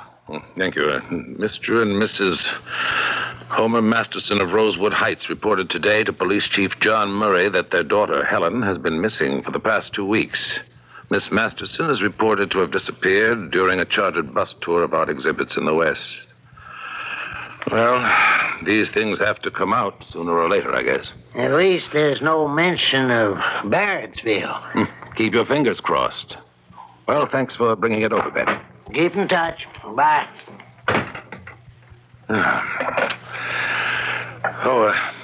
Jane, you can tell that young man, Dr. Larson, to come in now.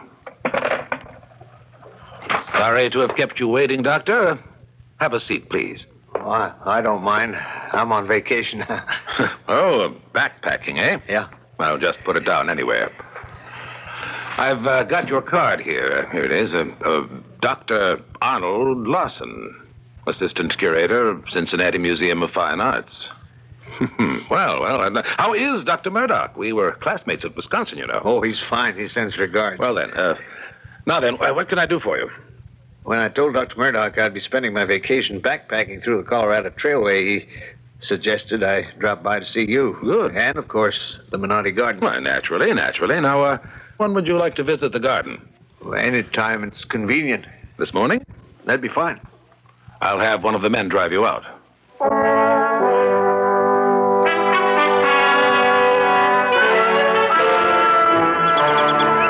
Dr. Larson, I will open the gate.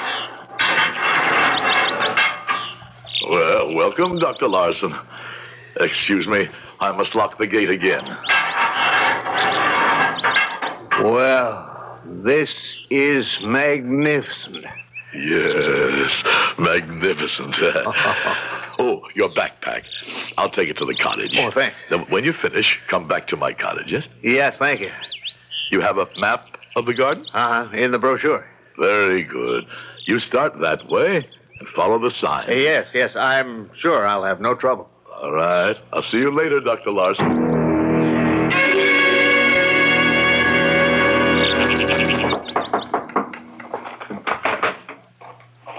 Dr. Larson. You've gone a long time. Come in, please. I thought maybe you would be back for lunch. Well, there was so much to see. The time passed so quickly. You had no lunch then. You will have some antipasto and a glass of wine. Oh, sounds great. Good. Well, that was delicious.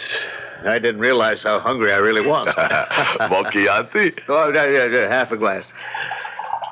Oh, that photograph on the wall of the statue of a man, is that a Minotti, too? It fools you, too. Fools me? Well, what do you mean? It's me. What do you mean, you? It's a sculptured statue. Oh, you mean you did it? No. No, come. I will show you. In my workshop. Come. Hey, that's quite a studio. Here now, behind the screen, hanging on the wall. What is it? Here. Hold it. Feel it. Well, it looks like something made out of a skin suit. That's right. A rubber skin suit, like divers use. The outside covered with granite powder, sprayed on with lacquer. Incredible. See, I put on the skin suit. It covers my whole body, also my head and face. Then I spray, set up the camera for time exposure. The photograph, you see, it's me.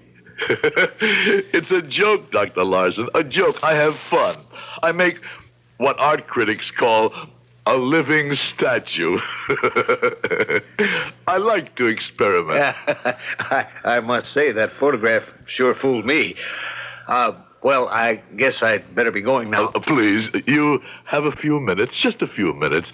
I'd like to show you a more serious experiment. Oh? Here, behind this stone wall. Behind the stone wall? This big stone opens like a door. Now wait. I will put on the light. You see? A statue of a woman. It's beautiful. Touch it. Go ahead. Touch. Well, it feels like granite. Looks like granite. Is it sculptured granite? No. Plaster cast, sprayed many times with granite powder spray. Good? Well, I don't know what to say. I am impressed. I'd like to come back sometime to learn just how you do it, if I may. But I'd better be on my way, and thanks so much for everything. I would like to ask a favor, Dr. Larson. Favor? Well, what is it? Oh, don't you feel well? You look sick. What? Your eyes look... One favor, please. What? Would you permit me to make a plaster cast of you? I mean, the lady is so lonesome. Me? A cast of me? What a crazy idea. Hey, let go of me. I will not hurt you, please. Let go of me. Get your hands off me. No, do not leave. Let me go, damn you. Let go of me. Oh, stay. You're hurting me. My neck. I do not mean to push you down. Please, I'll help you up. Do not die, Dr. Larson. No.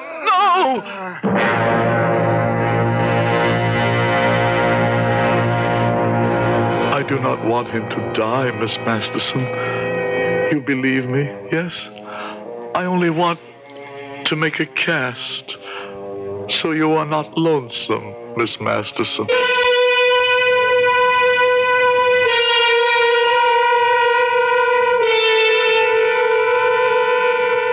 It seems our young man didn't quite believe in art for art's sake. Or was he simply one of those social drinkers who can't take even a small glass of wine without getting plastered? I'll be back shortly with Act 3. We can say one thing for Pietro. At least his heart is in the right place. He realizes that man, and some women, cannot live happily alone. So he has created a companion piece for Miss Masterson.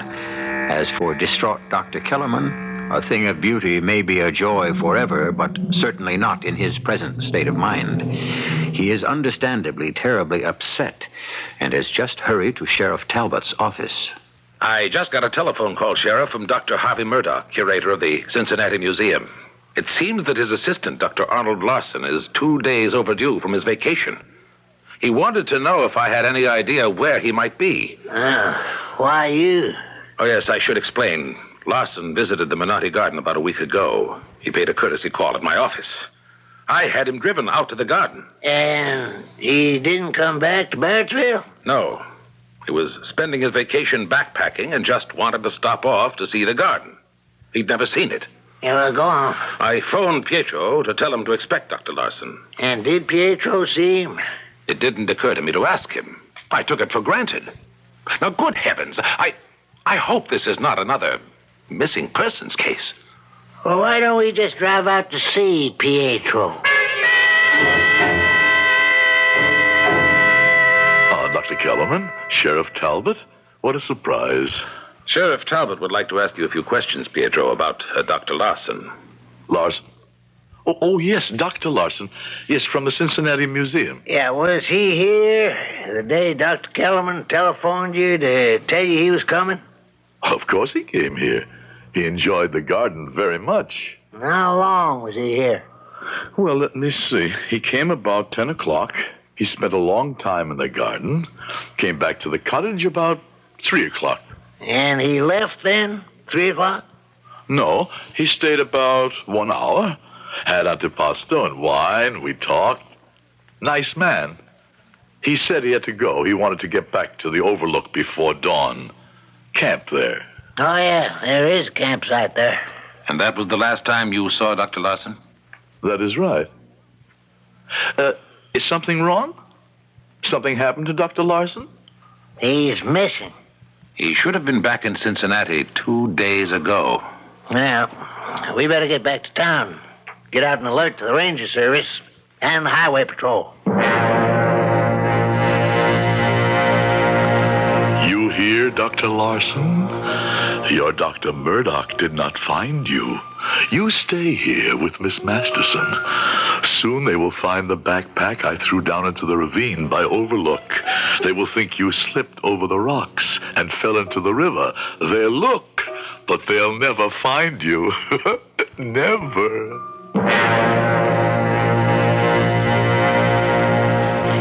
Good morning, Dr. Kellerman. I'm Shelley Curtis of Arts and Leisure magazine. So good to see you. Please do have a seat. Thank you. I understand you want to do a color photo layout of the garden and the exhibits. Yes, for publication in about 6 weeks. Good. A week before the garden is reopened to the general public. Well, splendid. Now, do you have enough background material? Oh, heavens, yes. Your PR department has flooded me with material. I've got some ideas I'd like to try. I hope they work. When do you plan to start shooting? Well, I'd like to do it in 2 sessions.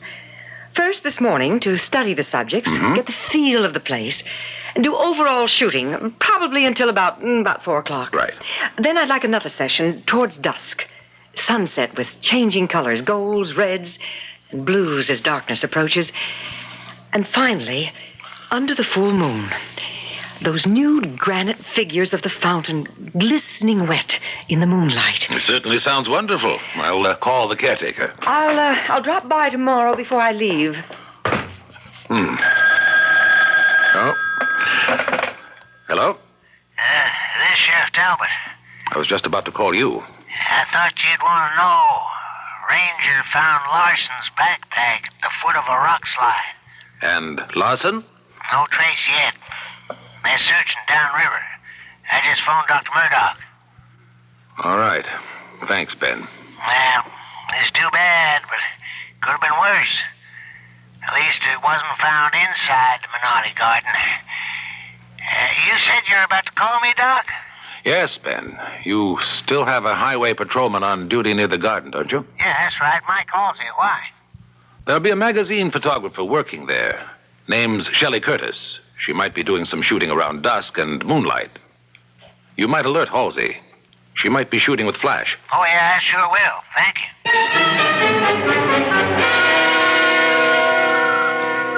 you. See you later, Pietro. Excuse me, Miss Curtis. Yes? Before you start, do you mind if I ask a question? Oh, not at all. You take pictures for many hours, 100, 200 pictures. Your magazine will print how many? 10, 20, maybe 30. So much work. What time will you come back? Sunset is about 8 o'clock. I'll be back by 7. Well, it gets dark fast. Here, I have an extra key for the gate. It's no good for you to wait outside by yourself in case I'm not here. Oh, thank you. Look, Miss Masterson. Look, Dr. Larson. It is me, Pietro, in my skin suit. I look like a statue. Millions of people will see a picture of the three of us together. Here, I'll take you, Miss Masterson, and put you on the hand truck. So, I now take you and I put you with Menotti statues, Miss Masterson. Then I come back for Dr. Larson. Then we wait for Miss Curtis to come back by moonlight to take a picture. I'll show you Menotti. I'll show the whole world. I, too, am a genius.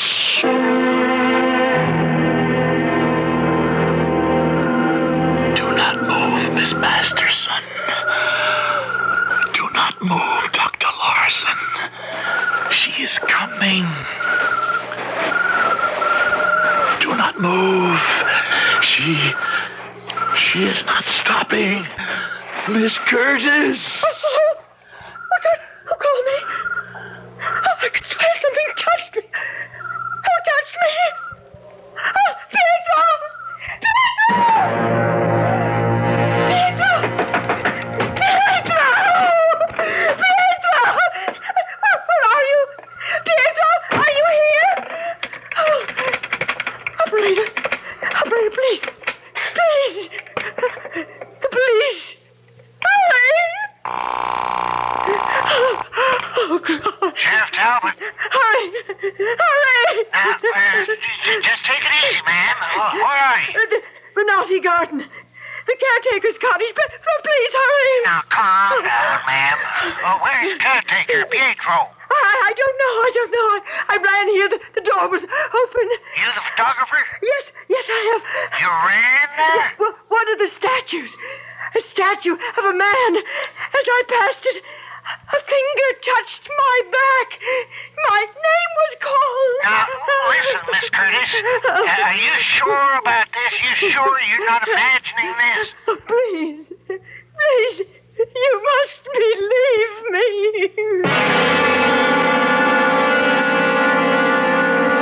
I'm sorry, Miss Masterson, Dr. Larson. She did not take pictures of us. Excuse me, please. I leave you for a little while to go see Menotti. I think Miss Curtis has gone to take a picture of Menotti. I must be in the picture with him. Excuse me, please. This is Halsey, Sheriff. I'm with Miss Curtis at the cottage. You all right? Pretty shook up. What you think, Halsey? She insists she's not imagining it. We're walking up to where she says it happened. Have a look around. All right, keep me posted. Okay. Right there. But he's gone. There were three figures. That woman and the man on the ground, and one was standing. One was standing! Now, don't get excited, Miss Curtis. But you must believe me. Sure, I believe you. There were three. Take it easy. What was that? Did you hear it? Yeah. Listen. Yeah. From there. Come on, let's go.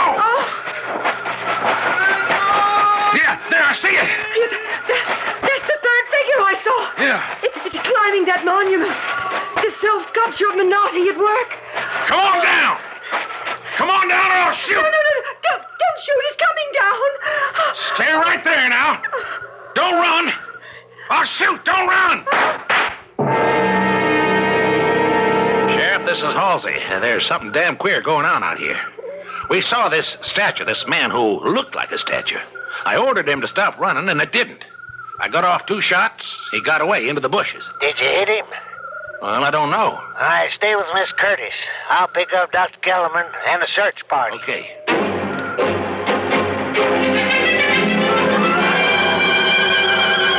There's something very odd here. Those 2 figures on the ground, the woman and the man, I know every statue in the garden. I've never seen these before. Your flashlight, Sheriff, please. Now, these are not Menotti statues. Sheriff, would you mind tapping them with the butt of your pistol? That's not solid granite. Hey, It's cracking. Wait a minute, I'll try my knife. That's plaster of Paris. Good Lord. It's a body. Sheriff Talbot, Well, what is it, Miss Curtis? at the fountain. The water in the lower basin. It looks pink. Blood? I don't know. Let's go.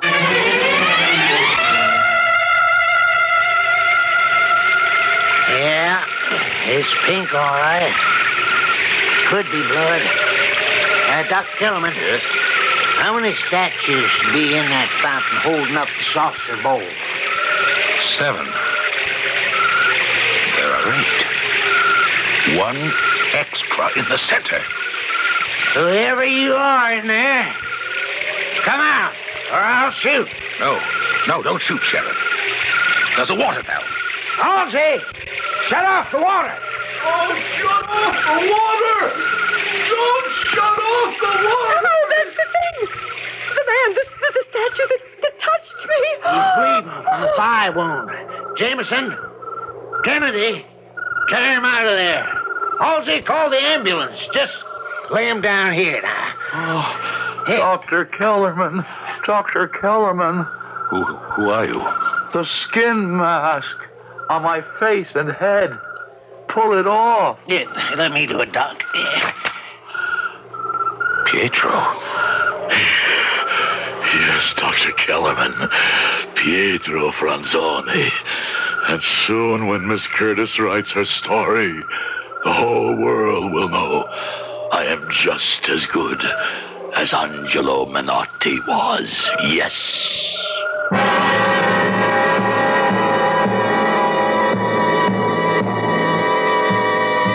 Poor Pietro. At least he was spared the Chinese water torture. He's in the state mental hospital. And poor Miss Curtis, she's going crazy too because she can't remember what she did with her camera and the film she shot. I'll be back shortly.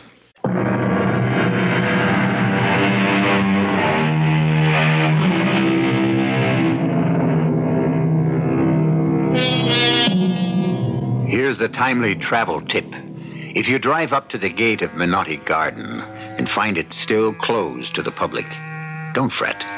Sit back, turn on your radio, and relax with another tale of mystery adventure. Our cast included Howard Da Silva, Joan Shea, Joan Arliss, Robert Dryden, and Jim Dukas. The entire production was under the direction of Hyman Brown. And now, a preview of our next tale. We have no right to take it. We will make better use of it. But it is theirs. It is theirs. They will destroy it. No, the children. The children growing up today. Those children will save it. These are the children who will destroy it. Give them a little more time. How much? A little more. Just a little more. We have to stop. Do you hear, Miss Hastings? We have to stop. Mr. Fowler, I don't understand you. What are you saying? We have to stop. Stop what? Stop destroying the world. Oh. Radio Mystery Theater was sponsored in part by Uncle Ben's Long Grain and Wild Rice and Buick Motor Division. This is E.G. Marshall inviting you to return to our Mystery Theater for another adventure in the macabre. Until next time, pleasant dreams.